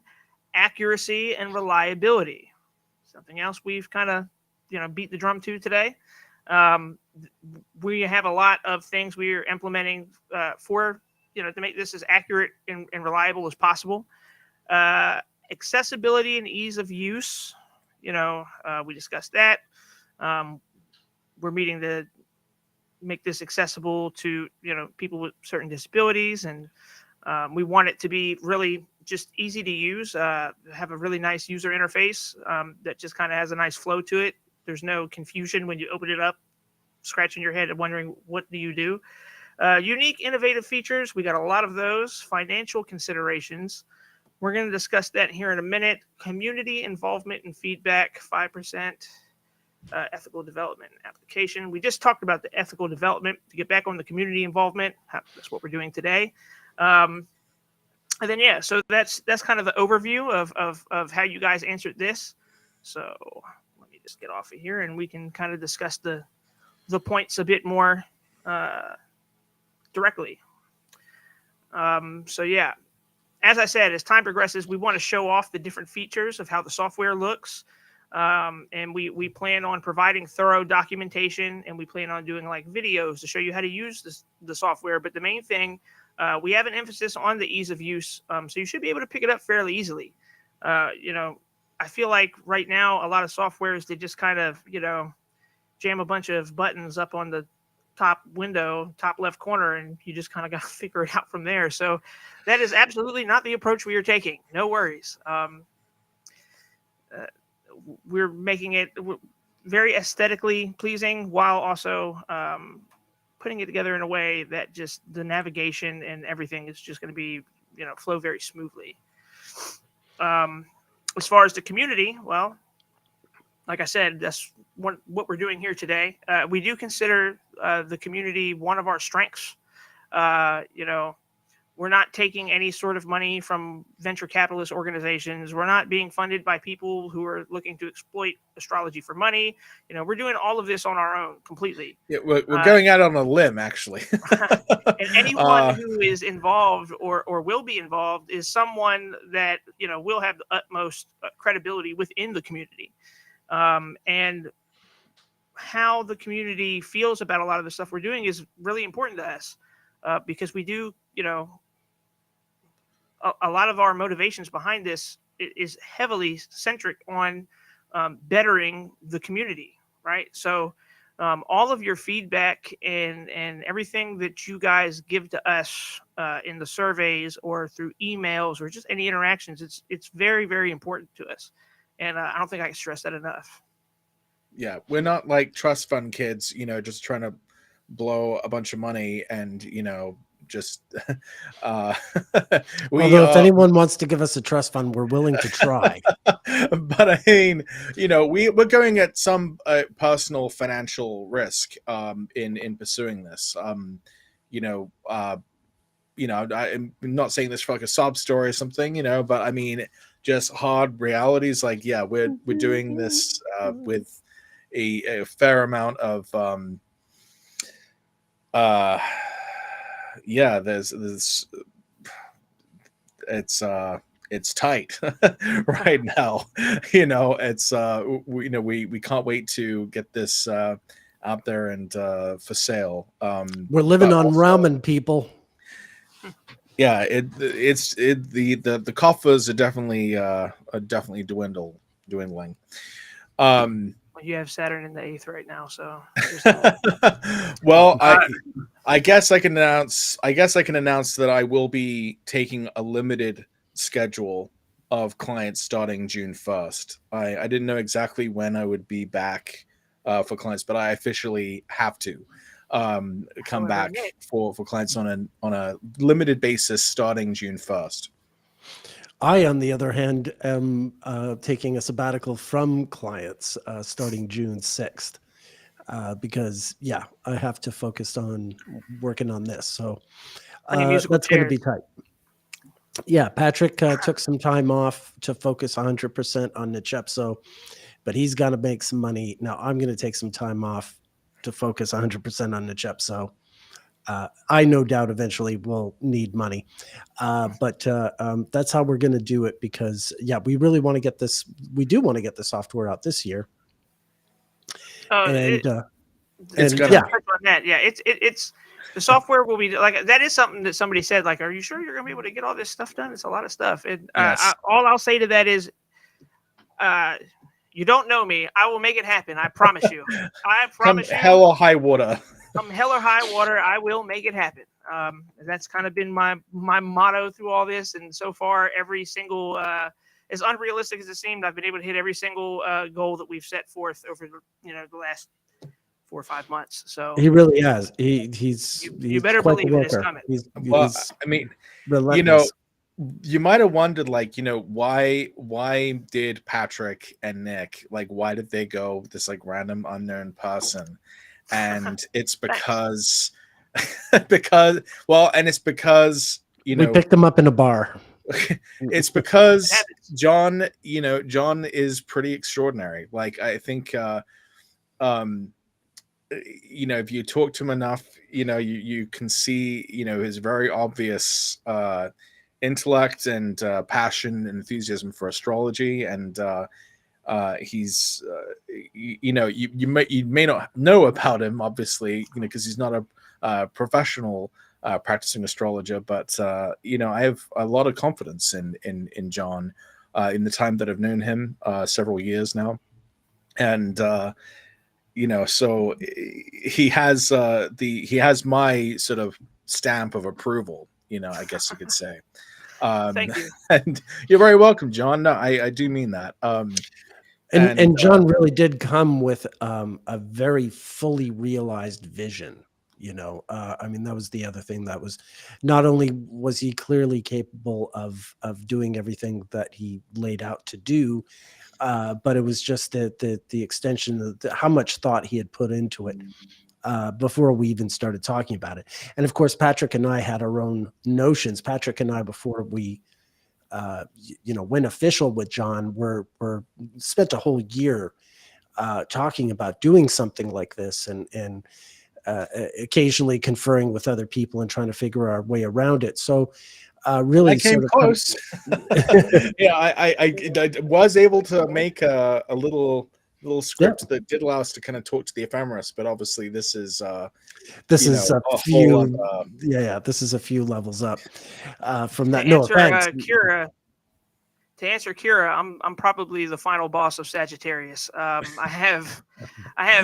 Sagittarius rising. I have Sagittarius, I have Sagittarius. No, I have Saturn on the ascendant in Sagittarius, Mercury on the ascendant in Sagittarius. I have Venus in Sagittarius, conjunct Uranus in Sagittarius, with my sun also in Sagittarius. So yeah, and I'm an Aries moon, so a lot of fire, whole lot of fire. Kira asks, can we get a sun moon rising sound off for the three of you? That's what I was talking about. Oh, okay. Okay. Yeah. So I'm Leo rising, sun in Libra, moon in Scorpio, fallen guy. I am Leo sun, Leo rising, Taurus moon on the midheaven. Literally the anti-Chris Brennan. In fact, literally, all our stuff. Yeah. Like, what's crazy is, Nick, your moon's at like the exaltation degree. That's right. Of Taurus on the midheaven, and my moon is at the exact fallen degree on the IC. So you have like the most exalted moon on the midheaven. I have the most fallen moon on the IC. I always thought that was an interesting opposition we have. It is an interesting opposition, and I think a testament to the fact that the moon doesn't want to be on the MC. The moon would rather be down where you have it, even if it can't be exalted. Right. I have some opinions, but in any case, I want to make sure we get through all the things we wanted to address. Yes, let's do that. Let's get through the rest of this. We're right here at the end of it. Let's get through the rest, and then we can address all these questions because there's a lot that just started kind of flying in here. So yeah, let me see where we're going with this. Yeah. So as we discussed, the community we feel like is one of our strengths, and that's why we're here today. We already stated that the local deployment of the software makes sure that the data stays on the user's device, and cloud connectivity upon launch is meant for databases like your charts and stuff like that. We want the easy flow for charts between mobile and desktop, so you don't have to worry about us, as we've said over and over, try to take your data or anything like that. We don't want it. Trust me. Um, One other thing we're going to do is beta testing, and I wanted to kind of touch on this as far as people. What was the reply? Hold up. What was the answer? I don't want to say it wrong. One of the answers was, or one of the top answers, I should say. It was trust and credibility. Okay, yeah. So addressing the credibility thing again, whenever we do our beta testing, now I will say this isn't the only demographic we're going to reach out to, because that would kind of defeat the purpose of beta testing. The beta testing, we're going to want a lot of different types of people and a lot of different types of systems to test the software to make sure it's what everybody hopes and dreams it is. But one of the things we will do is reach out to a lot of people who are already in the astrology community that have a lot of the credibility that you guys are looking for, and we're going to have them test it. And if they don't like it, they can voice their opinions on it freely. And So we'll it's fix it. right. Whatever they kind of bring up, whatever we can do about it, we'll try. But yeah, so innovation in general is just the reason why this whole thing began. I think I literally said to Patrick, like, how come you have to make these spreadsheets, and how come I have da da da? It's because none of this stuff exists. We can't do anything. And yeah, so innovation, it was something else that was mentioned on there. That is, one of the main reasons why we're doing this. That's the main reason why anything is created. I feel like we're just sick and tired of not having something that can do all the things that we need it to do. To put it, bluntly. Financial considerations. So we can discuss this now. We are doing. We alluded to another announcement on our last live stream, and we said that there was going to be an announcement the first week of June. We can confirm to you guys now that this announcement will be on June 5th, and in this announcement, we will detail our pricing structure. The amounts. I do want to say that we will have several options available, and it's definitely affordable. We aren't looking to charge an arm and a leg at all. It's going to be accessible to whoever wants to use it. It's not going to be like some crazy price. And like I said, there will be multiple pricing structures. So I feel like anybody who actually wants it or wants to try it or whatever is absolutely going to be able to do that. And I wanted to just say that during this live stream to kind of, make sure you guys don't have to worry about that. Because Yeah, it won't be an arm and a leg, just a finger or a toe. Nothing more than that. It will be worth the investment. At whatever level you decide to access this product, we think that it will be a worthy investment. In some cases you may even make your money back on it, depending on how much you can get it to work for you in some respects. Oh yeah. And so I think a lot of people will get it to pay for itself. I think yeah, so that's what I can say about that. But yeah, June 5th we'll announce the sort of exact amounts and the different options that will be available, and that's so what. Yeah. Being that we do consider the community one of our strengths, as we said, we intend to listen. Features, issues, bugs, any sort of constructive criticism that you guys have for us, it will be discussed. It will be addressed. any suggestions you guys have, it may very well end up in the software if it's a cool enough idea that we haven't thought of. So we do want to say we're always open to all of that stuff. And I hope that today's kind of displays just how important or how much value we give to your feedback, because that's quite literally why we're doing this. And if you haven't taken the survey yet, you still can. We're still open for listening to you. So if you haven't taken it yet, feel free to go to Nechepso.com and scroll down to see the survey, or just use the QR code there in the corner. I did see somebody say in the survey, they were like, I can't scan the QR code if I'm actually watching it on my phone. So go to Nechepso.com if this is you. If it's not, then yes, please scan the QR code. There's an avenue for everyone to take the survey. The last thing is just, ethical development of all of this. Once again, data is handwritten knowledge and experience. Any sources that do end up being used are either public domain, or they will have the explicit permission from authors who we choose to include.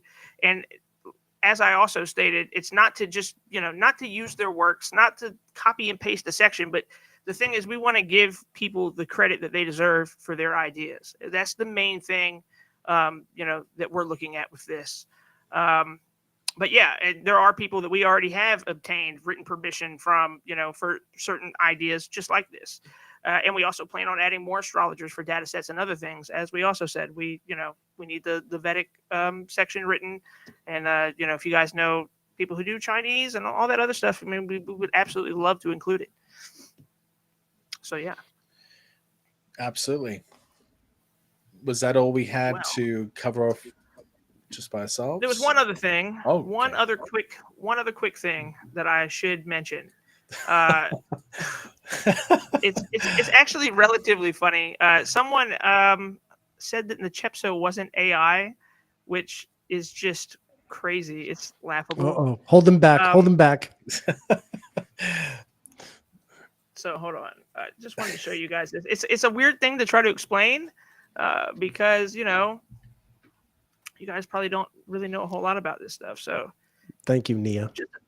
Just to briefly, show what this is. Hold on. All right, so we can see this PyTorch. PyTorch is how you make AI, right? Well, that's the main library. Then there's Hugging Face. Hugging Face. Hugging Face is where a lot of the AI models are located. You can actually go here and find all different kinds of models to do all kinds of different things. It's fantastic. Also, if you're looking at the documentation here on Hugging Face, it tells you how to do everything. And then you'll see this little thing right here called Gradio. What is Gradio? Well, Gradio, build and share delightful machine learning apps. Delightful. Yeah. Well, I like to think that Nechepso's demo. I think Nechepso's pretty delightful. Yeah. I thought it was delightful myself. That's not false advertising. No. So, the reason why I wanted to show that, like, Gradio is quite literally how we did our demo.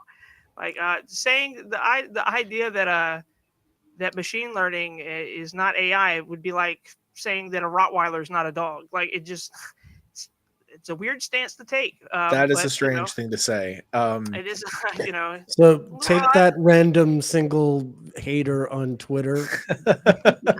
It's just it's kind of strange. I'll say that much. And then just to kind of give some more reference here, I'll zoom in so you can see. So let me explain what this is. This is the leaderboard that's used for blind testing language models.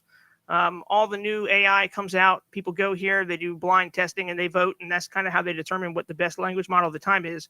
You can see it's built with Gradio, right? Also, what were we built with? Gradio, same thing, right? And then just to show the PyTorch reference here, this is actually the code from the demo. You can see with Torch Nograd, that is a PyTorch reference. This is quite literally AI. So yeah, that was. I even had to waste 2-3 minutes to do that. But yeah, out of all the things, it's laughable. Out of all the things that I was concerned people might say about it, denying not that the it was one. AI was not one of them. Yeah, that They wasn't on my also, I bingo think card. they also said that it wasn't that it was all scraping, and yeah, like I literally took 2 months off from clients. I've literally been putting this information all day. Like it almost felt insulting. Like I'm like, You've what do you think literally I'm been doing here? Like, you've literally been ripping pages out of an atlas, scanning them and sending them in. So, I mean, yeah, you've been doing all kinds of like real work, I mean, real work. I'm not it sure was what you mean by laughable. that. Yeah, I mean Yeah. it's a yeah. So we it's All right. yeah, I just didn't really Yeah, anticipate it's that person saying that. the web scraping thing. It's just even the idea that you could have something that like the average response time from the model in the demo was like 10 seconds of reply. If you think that I can make something that can scrape the web for answers and give back a cohesive answer like that in under 10 seconds, then I should probably be doing something else other than this. Like I need a job somewhere crazy, right? Like One it's just person did think that we just had Chris Brennan typing in the answers from off screen, but no, we did not. yeah. So anyway, yeah, let's move beyond that, please. So I guess this would bring us to the Q&A. Let's start going through these questions and answering Yeah, what people let's have do to it. say. Was that comment left by AI? No, it was not. Yeah, it was not. I did accuse her of being a bot, but I was in the minority. Can it make astrology-based playlist? Interesting you bring that up. I'm not sure I'm going to discuss that at this current moment, but I will say there are some pretty cool things that are going to be in the personal module, and I'll leave it there. Can neither confirm nor deny. Okay, let's take a look at some of these questions. Oh, Jake had a question about the journal and notes feature. He said, like, if I want to log a unique observation or interpretation for a specific transit, can I add it to the database for future reference and future reminders? Okay, so the way it would work is like this, right? A journal is just like any other journal. You go, there's a date, and you type whatever happens to you on this date. On the back end, the software checks to see what is the most relevant things happening to you astrologically at the time of said event.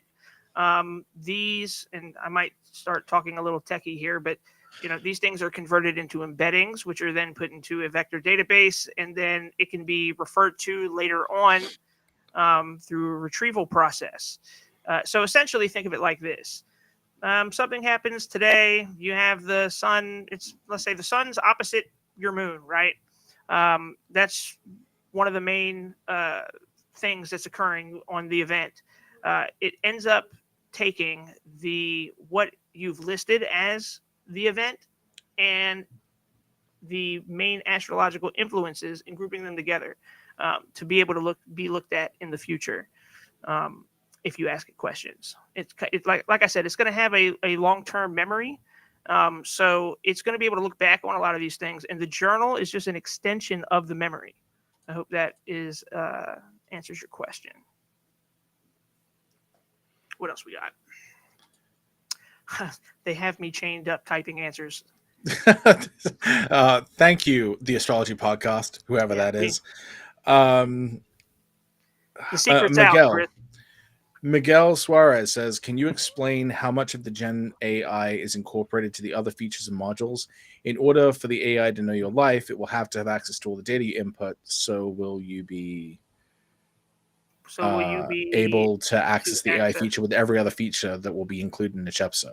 Yes, that's kind of what I was just discussing. So the technical application of the AI, it's going to be initially we were looking at having the AIs kind of a certain layout. With my idea on that's kind of shifted a bit. I think that the AI needs its own module to effectively do what we need it to do.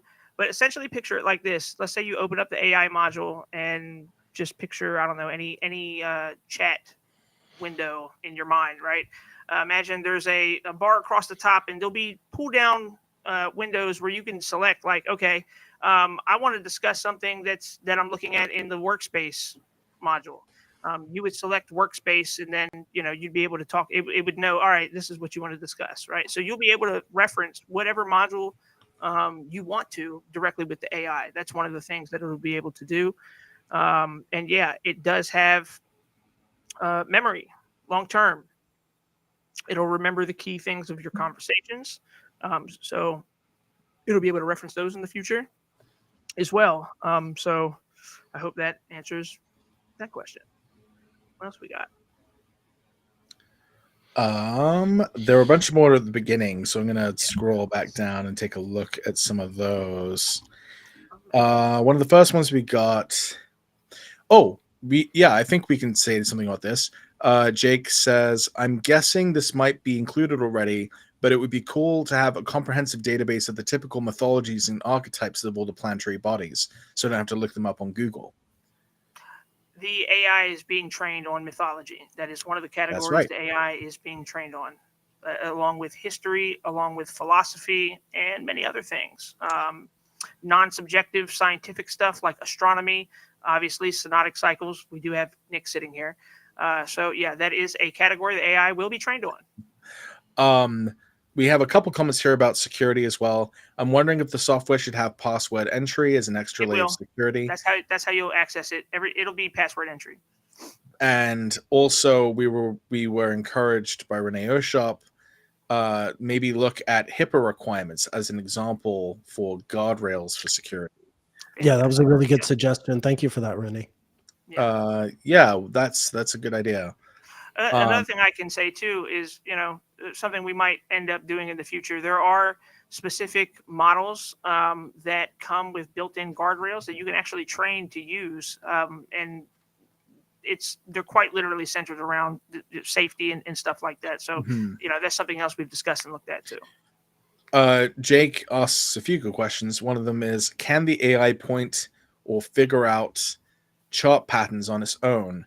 Can it point out more prominent aspects compared to others?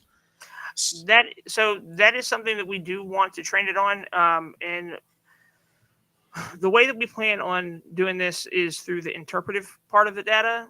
And essentially, it ends up looking at example charts and stuff like that and being shown how, okay, this is how you delineate this and everything. So I would like to think, yeah, absolutely. By the end of the training, we would have to definitely be able to do that. We would have to tell it like that prominent means not only close in terms of the orb of the degrees of the aspects, but also that those aspects might occupy, say, angular houses, because that tends to be how we define what a prominent aspect is. Like, it's not just close, but it's like somehow elevated in the also chart at that moment. Is either or both planet making a station, because that also impacts the kind of aspect it's making. And again, like we've been saying, it's going to have heliacal rising and setting information, and that might have some impact on how a given aspect is interpreted. So we're also the answer is absolutely yes, but it'll be based on a far more nuanced criteria than your average astrologer can even contemplate using. It's kind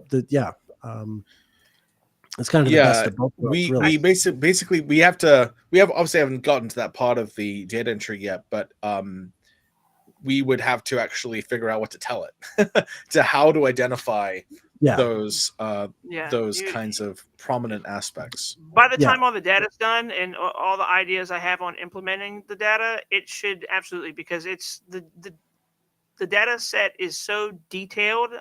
It's extremely detailed. It's going to cover a lot of bases.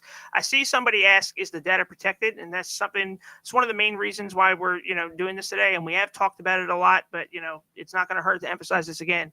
Yes, the data is protected. We will not have any access to the journal, to your conversations, to, any of that stuff at all. That's why we're setting this thing up to where it deploys locally on your system. It's not going to, touch our servers or anything like that whatsoever. So Yeah. that's one of the main reasons why we It'll come put down that to the approach. safety of your own device. It'll come down to the safety of your own device. You know, if you have, but certainly, yeah, it's not information that'll be sort of anywhere but on your device. What other questions we got? Brian asked, how about integrating new techniques surfacing from new translations of old manuscripts? Yeah, i.e. I saw that question. podcast Thank you. Yeah. interview with Penelope Sitter and her translation of Morin. I mean, here's the thing. We'll obviously try to present the most complete version of the products we can at launch, but it's probably more accurate to look at it as like the first iteration. And, you know, with more resources, we will be able to continue adding to what we have and improving it. And certainly when new things come up that, you know, it should know, like, we'll find a way to put it in there. Right. As issues arise, and if you guys see any issues, as soon as you report anything, you better believe I'm running right to the data set and clicking like crazy, getting this thing, fixed and whatever else. We're hoping none of that stuff really even happens. That's why we're being so detailed and so thorough with what we're doing already. But Ariana says on YouTube, can we have a Mighty Networks group to workshop this stuff, please? I don't know what a Mighty Network is. A mighty network. It was a mighty network. A Mighty Network group. Like ABC? I don't know. I'm not sure exactly what that is, but the idea is that they would want to workshop it. I think, well, we're going to do beta testing. Yeah, if we can find out what a mighty research group is, then we might say yes to this. Yeah, I feel like just Nechepso and the user is a mighty research group in itself. Have we thought about doing a Kickstarter or something?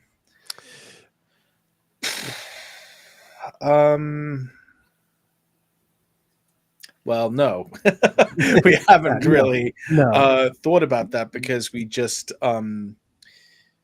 figure that the work had to be done, when it was done, and it has to be done now. Like, we can't really wait for funding to be reached before working on it. We just have to kind of get going, and so that's kind of we figure the community support will come when we have a product to actually sell, as opposed to promising something and then and asking for a financial commitment at that point. I feel like it's only fair to actually have something to give right then and there in exchange for what anyone wants to give to support the product, or for their own use. Let's see. You'll send a care package. Thank you, Hercuma Blue. Plug your Patreon. Yeah, please give to the Astrology Livestream Patreon. That helps benefit me and Nick. I also have my own personal astrology Patreon, but I don't. I'm not often able to update it with blogs, and I'm only taking payments on the basis of my output, not per month. So, because I just feel like it would be kind of sad if someone wanted to support me month to month, but then I may have a month where I'm not able to get a blog out, especially right now where the main thing I need is time. So, but the astrology live stream one goes to benefit both me and Nick, and it's month to month. Yeah, you can find that by searching the astrology live stream on Patreon. Let's see. We got some explanation about this mighty network thing. Apparently Austin uses it and Astrology Hub uses it. So okay, we'll look into it. Sure. If this is something it's something like a private forum. Yeah. Okay. Well, gee, a private forum. We'll definitely think about the idea of having. We'll think about a private that. Yeah. Forum. We might need a lot of consideration. Yeah, we're gonna have a big conversation about that. Fiamma says, can the AI have language emphasis in the delineations?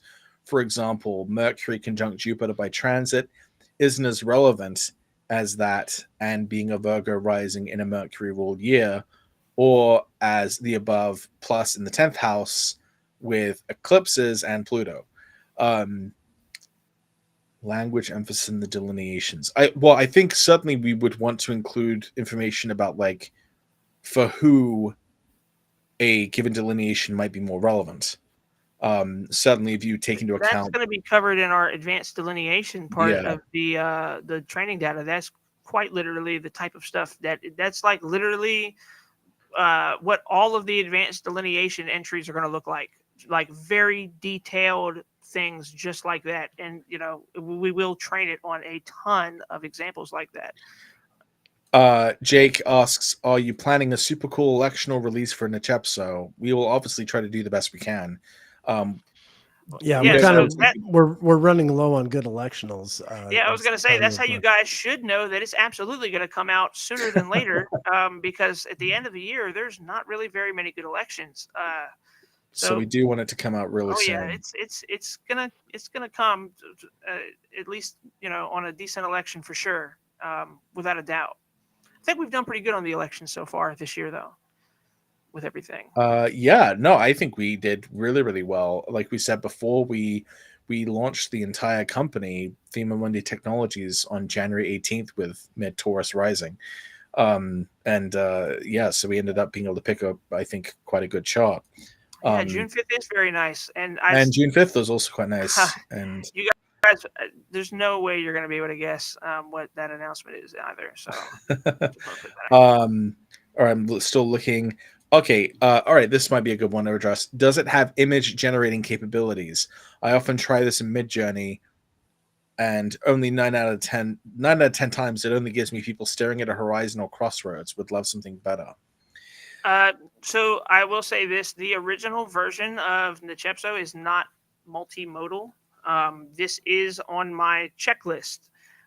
It's Well, it actually might end up becoming multimodal sooner than later, depending on how some of the technology over the main technology unfolds, I should say.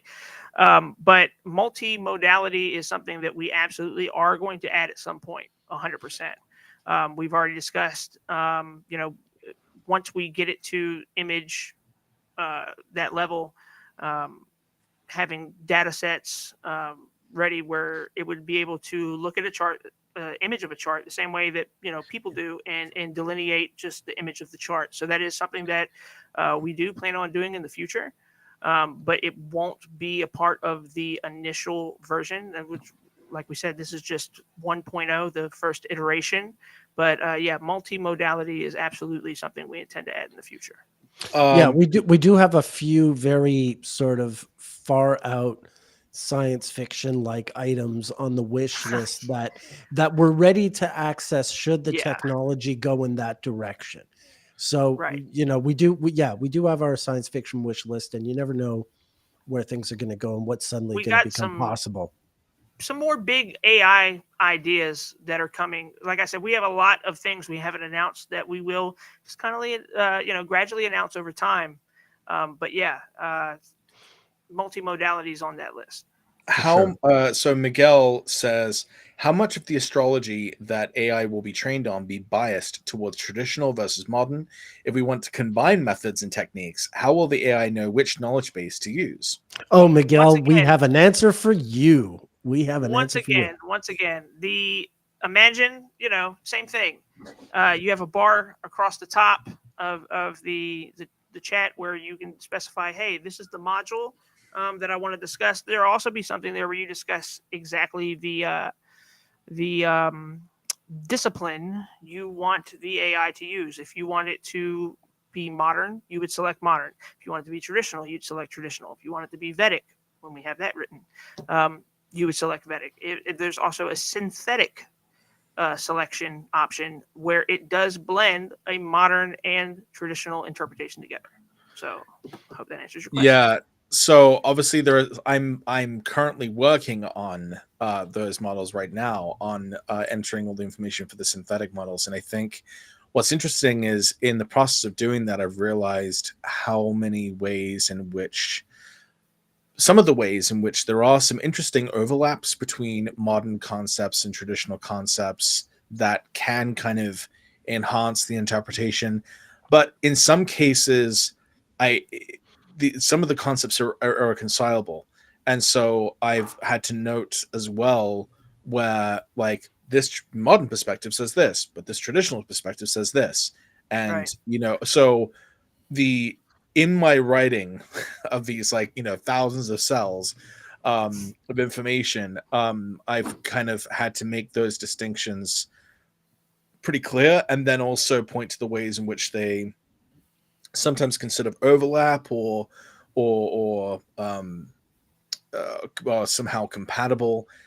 So you're getting a very Patrick Watson take in some ways on that Certain blend, things, yeah. but I have tried my best to also be impartial and to not put too much of my own thoughts. I really try to keep it to like just the facts. You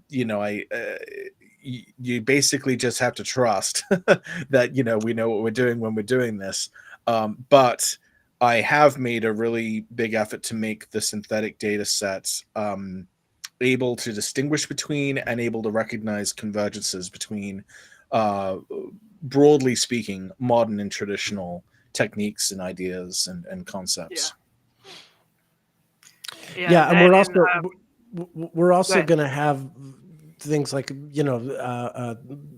these will be features of the synthetic model and features of the non-subjective model where there will be the chance for the for Nechepso to actually deduce or innovate astrological factors that we may not have occurred to us or occurred to anyone who bothered to write it down. So we're allowing for some room for the avenue to come the other way and to use Nechepso really to explore astrology, not merely to teach it astrology, but to see what it can teach us about astrology. Yeah. What else we got?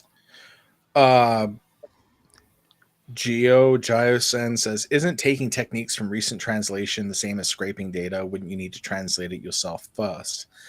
Well, we can certainly gather, permission from authors, translators, for areas where we've like explicitly used something from traditional astrology. But you also have to take into account that like, some of this stuff that we've have read and been using now for years, and have now been able to sort of validate, I guess, through experience. Are we scraping data if we're using our own knowledge of things too? I mean, that's, I guess, sort of a gray area, I suppose. But what do you think of that? Yeah, I mean, eventually, again, like there's the Nechepso we're releasing this year, and then there's the Nechepso that's going to continue to evolve over time. And I imagine one thing, I mean, this again goes to the science fiction column for the time being. But when it comes to astrological texts, I mean, Babylonian texts, it's something like only 10% of them have even been translated. And I wouldn't be the first person to suggest that AI might be, a handy tool in speeding up that whole process. So as new translations emerge, you never know. I mean, eventually we might have a Nechepso that literally reads cuneiform tablets and straight from the source, and it reads them directly. You never know how these things are Create our own develop. translations, I guess. Yeah, But that's I mean, actually one of the things we discussed in the beginning was actually having an AI model that could do things with translations to speed up that process a bit. Because there's even different AI models, there's mask filling models, and essentially what that is, imagine there's incomplete text, right, that can't entirely be translated because there's things that were left out. There's quite literally AI that is created that fills in those blanks with the highest percentage, semantic answer, what it should say, stuff like that. I mean, you'd have to obviously, specify, hey, the AI thinks it's this, right? But I mean, there's a lot of cool things that you might be able to do. One thing I would say about the author thing, while we're on that, like this is something that I want to say we just discussed for a little bit yesterday, was just the possibility of, maybe even in the future, we would license some of these translations that you're referring to, some of the modern translations from the authors, and make them directly accessible in the software. Something like that, where you could say, "Hey, what did Firmicus Maternus say about whatever?" and it would be able to search the document that way also. So we're still considering a lot Oh of those yeah, things. that's true. Someone had said in the And survey, how do you validate, like, will there be a way to validate what the AI tells you? And so that was kind of our idea to potentially address that. and I want to say, see, someone said, will you cite the people who trained the AI? So just to make it clear, the people who we got permission from to cite, um, it's not that we're actually using their, um, like I said, we're not actually taking any of their text or anything. Essentially, think of it like this: where, let's say, somebody's known for a technique, or this person has a fantastic explanation of the technique that I can't explain any better than this. Uh, if you ask Nechepso about said technique, it would say, according to the person we got permission from. And the reason why we did it like that is so, uh, like we said, those people deserve the credit for those ideas. And there's no, conscionable way that I feel like I could have, even included some of the stuff without having that in place. Because, yeah, people deserve the credit for, those things. But yeah, there's no sort of, like I said, just a direct reference to text from anybody. It's more so just, saying, hey, this is the person who thought of this, or hey, this is the person who explained it this way, if that makes sense. Yeah, that's a good answer. For real says, can it highlight the relevant transfer for the need of the perfection year? Will it have a PDF export option to print any data you'd like out? I think that's pretty easy to put in. Real quickly though, Kira, I don't think any of us are going to Norwalk, are we? No. I'm not. Yeah. No, I'm well, I can't. Kind of busy, fresh out of cash. So Right. yeah, not So, really. I'm Run the on question the back. other side of the planet. I'm as far away from Seattle as you can be on planet Earth right now. So I won't be there. Run the question back, Patrick. What was it? Oh, the question was, can it highlight the relevant transfers for the need of the perfection year? Will it have a PDF export option to print any data you'd like out?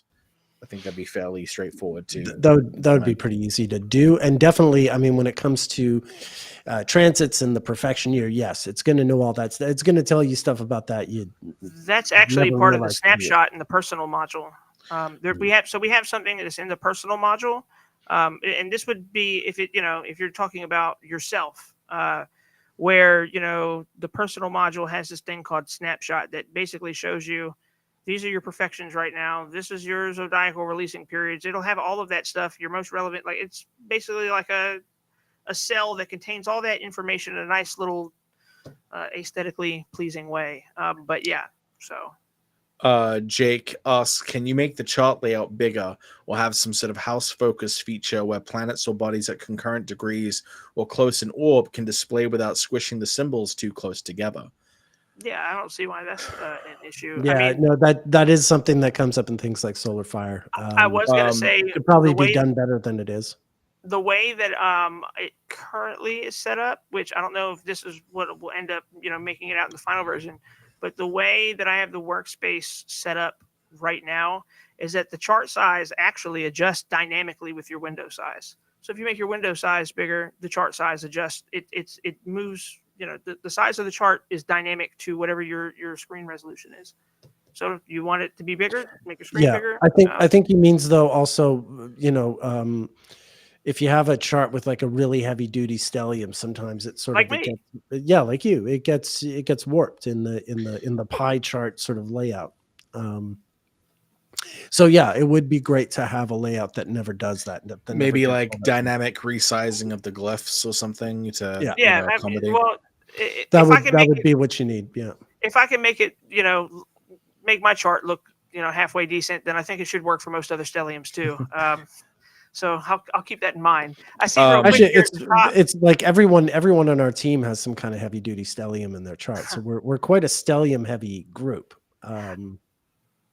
I see at the top there, is there a limit on how many people it can do that kind of personal analysis for? Actually, another thing that is going to be included in the personal module is sort of like a family sort of thing where you can, it does the personal analysis on your family and friends if you enter their charts. Same way. So I think it would be an interesting, like think about it. You could, if you're doing sports astrology, you enter in like, you know, all the data of both teams, like the whole roster, or, you know, oh, yeah, that'd be good for the you research know, module for sure. for research modules and yeah, you know, your favorite band, how's their, you know, for the four members of your favorite band, what's their synastry like? All the starring actors in a given movie that you like, you know, look at that synastry. A lot of different things that we could use that yeah, definitely Nechepso will be able to do, to look at larger groups and do some kind of analysis. That's definitely something we want it to be able to do. B Havens asks, weird idea, but eventually, not now, but eventually, maybe some old school square charts, different chart styles, sky or square, etc., seem to offer different views. No, I think right now. I think right now. Yeah, Maybe right not now. right now. No, right now. Yeah, we're gonna have. Yeah, we that'll have be an different. option.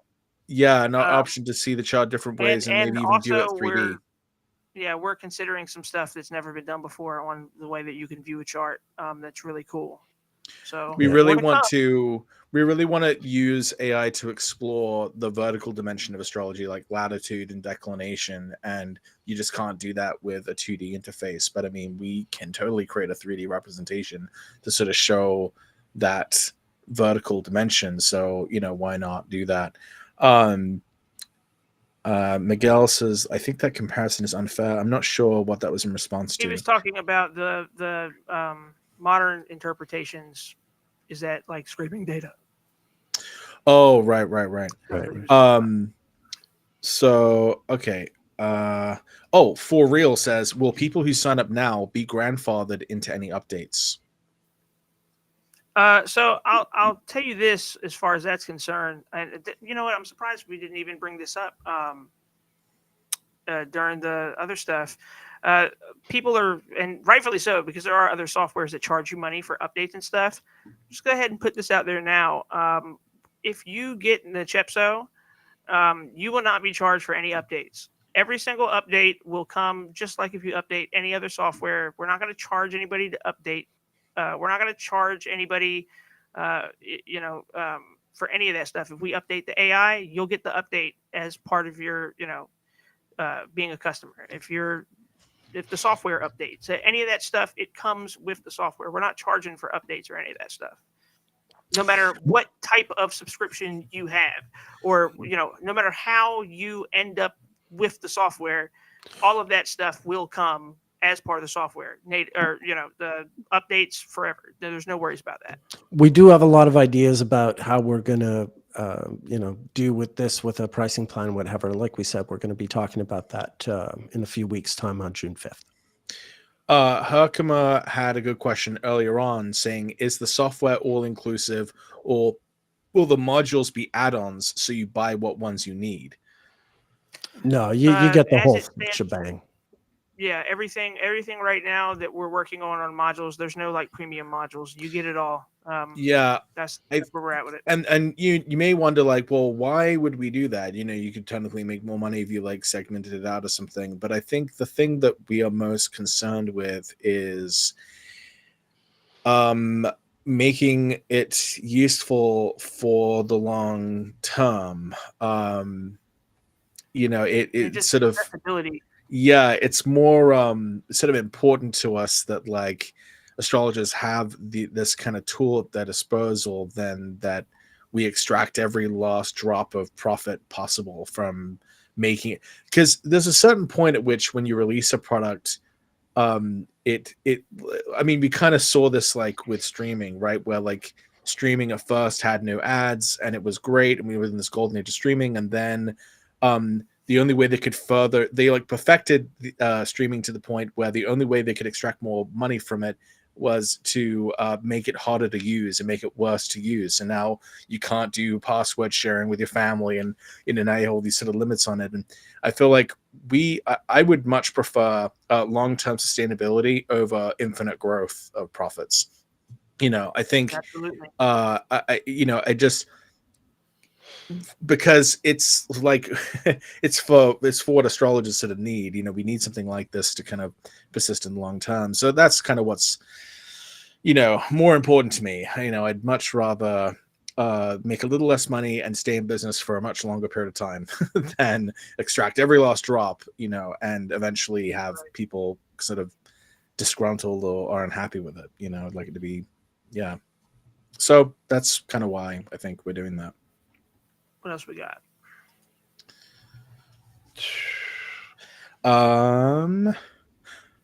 Miguel says, do you employ machine learning algorithms to data not used in the Gen AI feature? Will there be features that employ ML algorithms? Is that even useful for astrological or astronomical data? It's something that I'm looking at especially for the research Right. part of the module, because they can be extremely helpful. But even outside of the generative AI, I do have to use an embedding model. That's what makes the memory and everything possible. So there is a lot of moving pieces, but even still, the memory thing does end up tying into the generative AI. But yeah, as far as just regular algorithms and things like that, it's absolutely something that we're looking at to see just how useful it can be, especially pertaining to the research module. He follows up that question by saying, my question is in the context of financial astrology. I want to employ machine learning algorithms on astrological astronomical data for the purpose of algorithmic trading. Well, yeah. Then I mean, something we could look at. Yeah, that's kind of your wheelhouse too. I was going to say I have a lot of that's basically my entire programming background is in financial tools. So and award-winning. We have another team member also who that's quite literally what his programming background is as well. So the financial module should be stacked. I'll put it to you like that. Yeah, it could be quite robust. Yeah. You might say. Yeah, we'd love it if people start becoming billionaires because they're using Nechepso. What was your idea, Nick? Oh yeah. What I want to do is hand out Nechepso to people stuck in refugee camps and things like that, and see how long it takes them to use it to better their lives in some dramatic way. Yeah, I can't tell if you say that in jest or not, because otherwise it's like in terrible taste or something. But no, terrible taste. Yeah. Better the lives of people who have no other hope. Yeah, I think I'm going to assume good intentions there. Miguel also says they use TradingView a lot. So yeah, that's his wheelhouse. For Real says, will there be mundane analysis and predictions?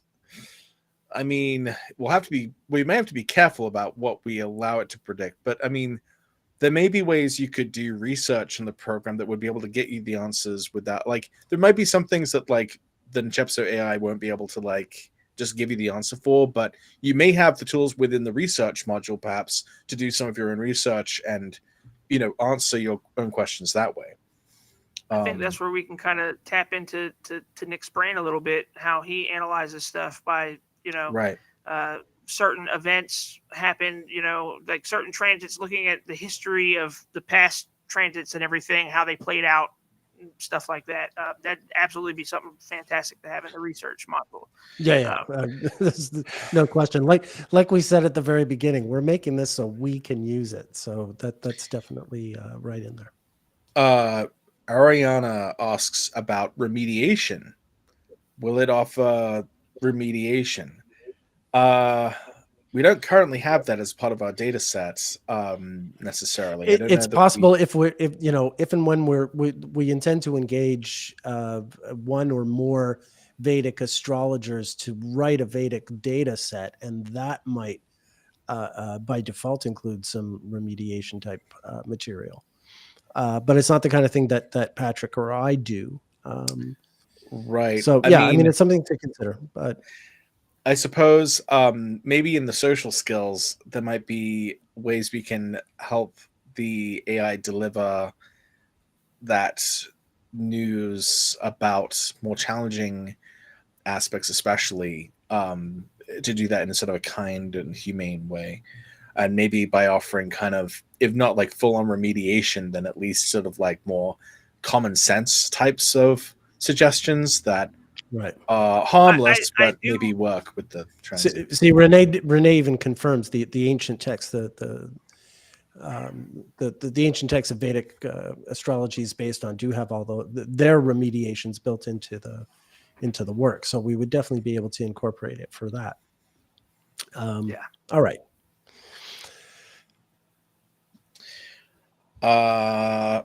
Jake has a personal module idea: celebrities, artists, etc., that share similar chart placements to the native, possibly topical to birthdays, news, etc. It might be cool if you could, like, using the auto mundane feature. It'd be kind of cool if you wanted to keep tabs on a certain figure in the news. Topic.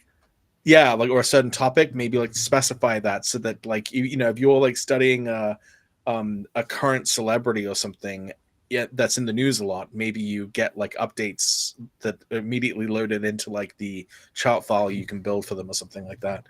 That I might be guess that fun. is an example of using machine learning outside of the generative Yeah, AI, that's which true. I Mhm. kind of Yeah. slipped my mind, is the auto mundane chart generation feature. So yeah, there's one of those. Yeah, you know, For Real says that would be loads of fun. Yes, add fun features too. Honestly, that would be kind of nice too. Like, all of this stuff obviously like nourishes the astro nerd in us, but it would be also very just, we could just make this very fun. You know, I think that's especially, there's a lot of room for more fun things, I think, is in the personal module. Yeah, that, Geosen says, "Can I set it up so that it never uses the words transformation, growth, and energy?" Geosen, absolutely. you know what? I've got a list of words like that. Those three words are on it. There's some other words as well that just should You not can be actually used. set it up to do something like that if you really wanted Yeah, to. we could. You can, yeah, you can actually do that. You could Yeah, just say That's kind of Nechepso, fun. never mention these words. yeah. Unless Yeah, and if we're literally doing the charts of, like, Nikola Tesla and Thomas Edison, and the word energy is relevant to the topic, then yes, we don't use it. There we go. No cliche. No cliche zone. I love Jake has given us a lot of questions and ideas here today. He says, "Hey, Nechepso, track all boats running into bridges." yeah, That's not the a Libra bad. eclipse. Yeah, that's not a bad idea. You could It would, really listen. You hyper never know. Maybe focus. someday Nechepso is saving lives. You never know. You never I know. mean, really, I feel like that would sort of be the ultimate like endpoint. You know, if it was able to predict big disasters and stuff, that, you know, maybe they And could, save lives. Yeah. maybe they could be mitigated if there was some prior awareness that there's a heightened potential or something. To At address least, what yeah. Foriel just said about the interface, yeah. So once again, um, one of our biggest points of emphasis in development is making something that just doesn't suck in how it looks. Like, we want it to look really good. So aesthetics is a big emphasis for us, and I think you guys are going to be impressed. Like, I don't know on the Nechepso Twitter account, actually, there's a video that's up there, just some stuff that we've been able to throw together playing around here. But I mean, I feel like even that by itself uh, probably looks better than any graphics that's been done for any software ever. So We're also talking with some designers as well, to Mhm. help us make sure that this looks super, super good. Thank you, Kira. Thank Thank you. you, Kira. A Bear says easier visual ZR mode. So this is something that, like, I've wished for a long time, that I think we can I have finally a do. entire spreadsheet that I made for this, if you remember. I'm talking more about the display. It would be, I would think it would be much more intuitive to use like kind of a nested tree type of display where you can close up or open up chapters as needed. Also, to be able to save events associated with certain dates, so that regardless of the lot you're looking at, you can like have the Well, it relevant should events save to that show in the up. journal. If you put Sure. in like an event in the journal, then it would save like I'm gonna program it to where it's like, okay, what's your transits? Okay, is there anything in progression? Okay, what's the Right. zodiacal thing? Okay, what's the perfection? It's gonna have a checklist of things it needs to look at, take note of all the periods and the most relative things, and then save them into its memory for reference in the future. Right. I would, another thing that I think would be really helpful as well is for it to kind of know how certain periods are related, because we know that there are like certain L3, L4 signatures that can be important for like later L1, L2 signatures. So to sort of note that those are related across those different time frames. I mean, it's something that, once you know about it, you can kind of spot it just with your own eyes. But for the program to actually like know and understand that would be really helpful for being able to create those comparisons, across different time Daily periods, and to quest, sort of see like the Duolingo. connections, the thematic kind of similarities between different time periods. Jake Atero asks, have you guys thought about any gamification features? Like daily quest or tasks for learning, like something like Duolingo is what I was thinking whenever he said that. But we haven't really discussed it. No. Yeah, you're playing GTA, and Nechepso tells you when the right time to shoot that lady with the shopping cart. I don't think we've discussed it for this. No, but we might have discussed it for something else. I don't know. Other things. But will you input some of the ancient charts found in old texts like Valens and Lilly, etc.? I mean, I guess I mean, if we secure, there'll be databases of different sort of topics available. I mean, those charts are pretty widely available. Yeah, I was gonna say I didn't know. Like I guess I wasn't aware that people might want that in there. Maybe if that's a good way. Oh, I know. I'm sure the Valens charts for sure. Yeah. Yeah. You just you have a file in the database and you have it in there. Not a problem. One thing I will say though, which the Lilly thing made me think of, how he has a whole system for accidental dignities, aside from just what everybody uses for essential dignities. That is something that I've thought about incorporating, is a customizable sort of accidental dignity scoring to go alongside with essential dignity scoring, because I haven't seen that on anything yet either. All right, so Jake says not so much Grand Theft Auto, but perhaps basic skills practice or study for the standard astrology student, like some kind of game that is like a testing game to test your skill for astrology. Yeah, it's an interesting. I mean, you could probably get Nechepso to just do that. You could probably just say, give me give me a random shot, and I'm going to try to guess, what they do for a career or something like that. Yeah, the architecture it's built on is pretty advanced. So yeah. GeoSun says, gaming sounds innocent, but there's a danger that where people could use it for gambling. Nechepso being used for gambling. Well, I mean, we're already talking about using it for, trading view and things like that. And, that's kind of just advanced gambling. I actually disagree heavily with that statement. Yeah, careful, Nick. I think the kind of life is a gamble. I imagine Nechepso might be useful to people who want to, put their finger on the scale, so to speak. And find out what works. Find out what works. Like, you can use this to experiment with. I mean, there may be. I mean, that's another one of the things we're really interested in finding out with the software is like what can AI tell us about how astrology sort of actually functions in the real world. Like, not just how well can it conform to the body of knowledge we're putting in, but like, how can it make connections and patterns that we just haven't been aware of. And so I think things like the research module and the financial module will be really useful for kind of separating the wheat from the chaff in some ways.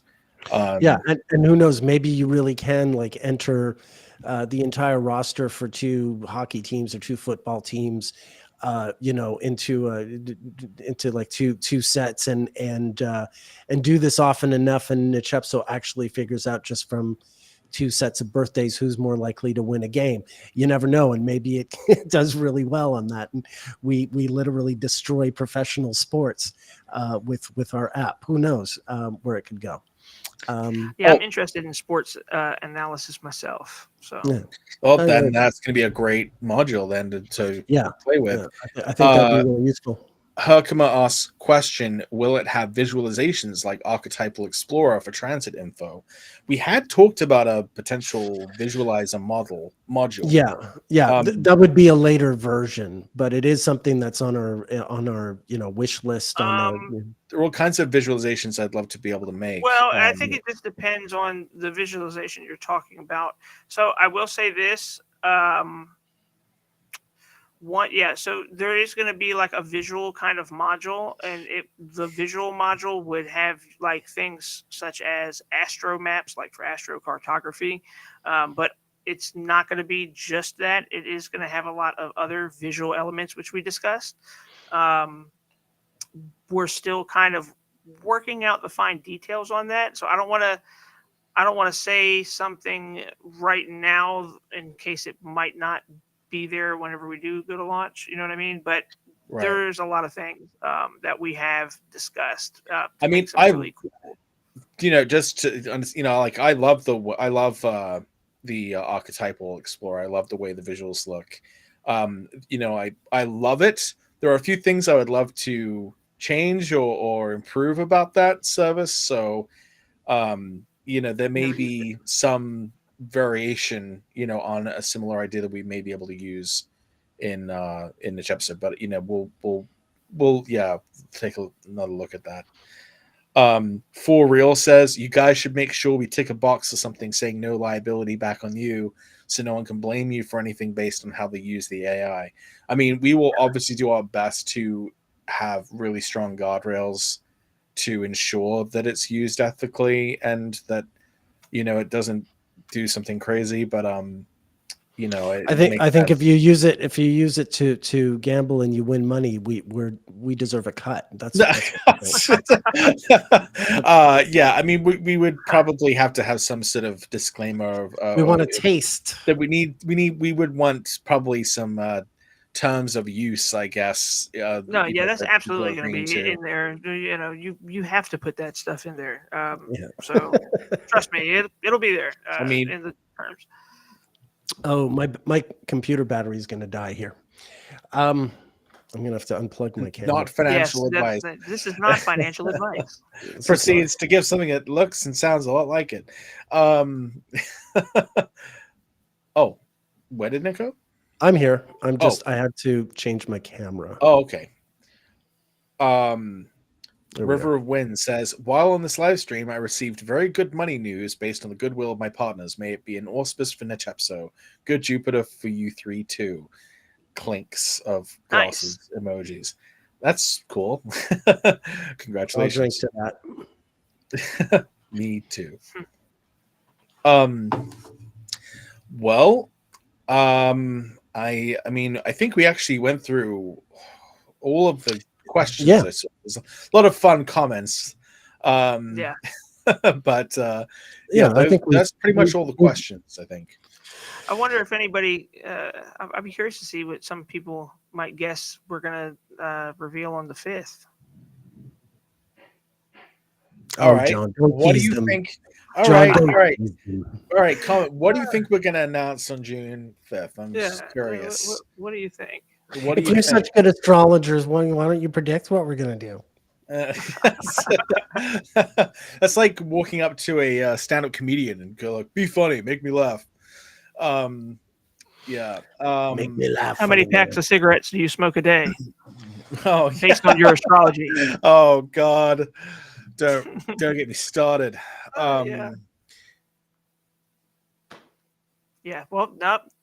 Got us there. The pricing is one thing we will talk about, but Yeah, there's that's a true. much larger announcement. Yes, we've Yeah. already said that. Nechepso opens for Coldplay in a new Music of the Spheres tour. I mean, Almost, Jake. No, actually, Coldplay opens for Nechepso. yeah. Yeah, Nechepso will have some musical Coldplay tunes abilities. our instruments and then walks off. Well, in any case, it sounds like we might be at the end of our time here. So we'll just remind you to please take our AI survey if you haven't already. Obviously, you've already taken it. Please don't do it again because otherwise it will distort our numbers. But I might need to look at some charts. yeah, so yeah, please fill that out. We're still monitoring the responses to that.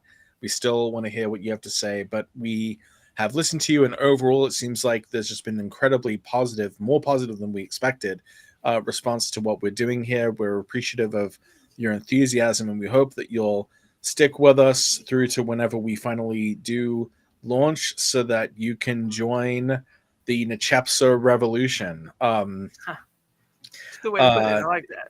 You know, we're doing everything we can to get this done, and at great personal costs and sacrifices. So quite literally coding from the moment I wake up to the moment I go to sleep every day. So like I said, it's gonna get done. Guaranteed. And the website is nechepso.com. Yeah, the website is Nechepso.com. Yeah, nechepso.com. Once you get to the front page, just scroll down. If it's too long, it just keeps scrolling down. The survey is on there, and you can find it that way. All right. Well, all right, folks. Thank you so much, John, Patrick, my esteemed colleagues. Thank you so much, and thanks everyone for tuning in. And we will see you June 5th, which is however many weeks from now, 2.5, something like that. who knows? If there's some reason we need to be back to talk, who knows? Okay. But the next scheduled one will be June 5th. Yeah, 19 days from now. Yes, unless someone writes something mean on Twitter and we have to come back and spend 3 hours talking about it. Yeah. All righty. Unless we need a rebuttal. Absolutely. Yeah. All right. Cool beans. All right, everyone. Thank you so much. Have yourselves a fantastic day or evening, and we are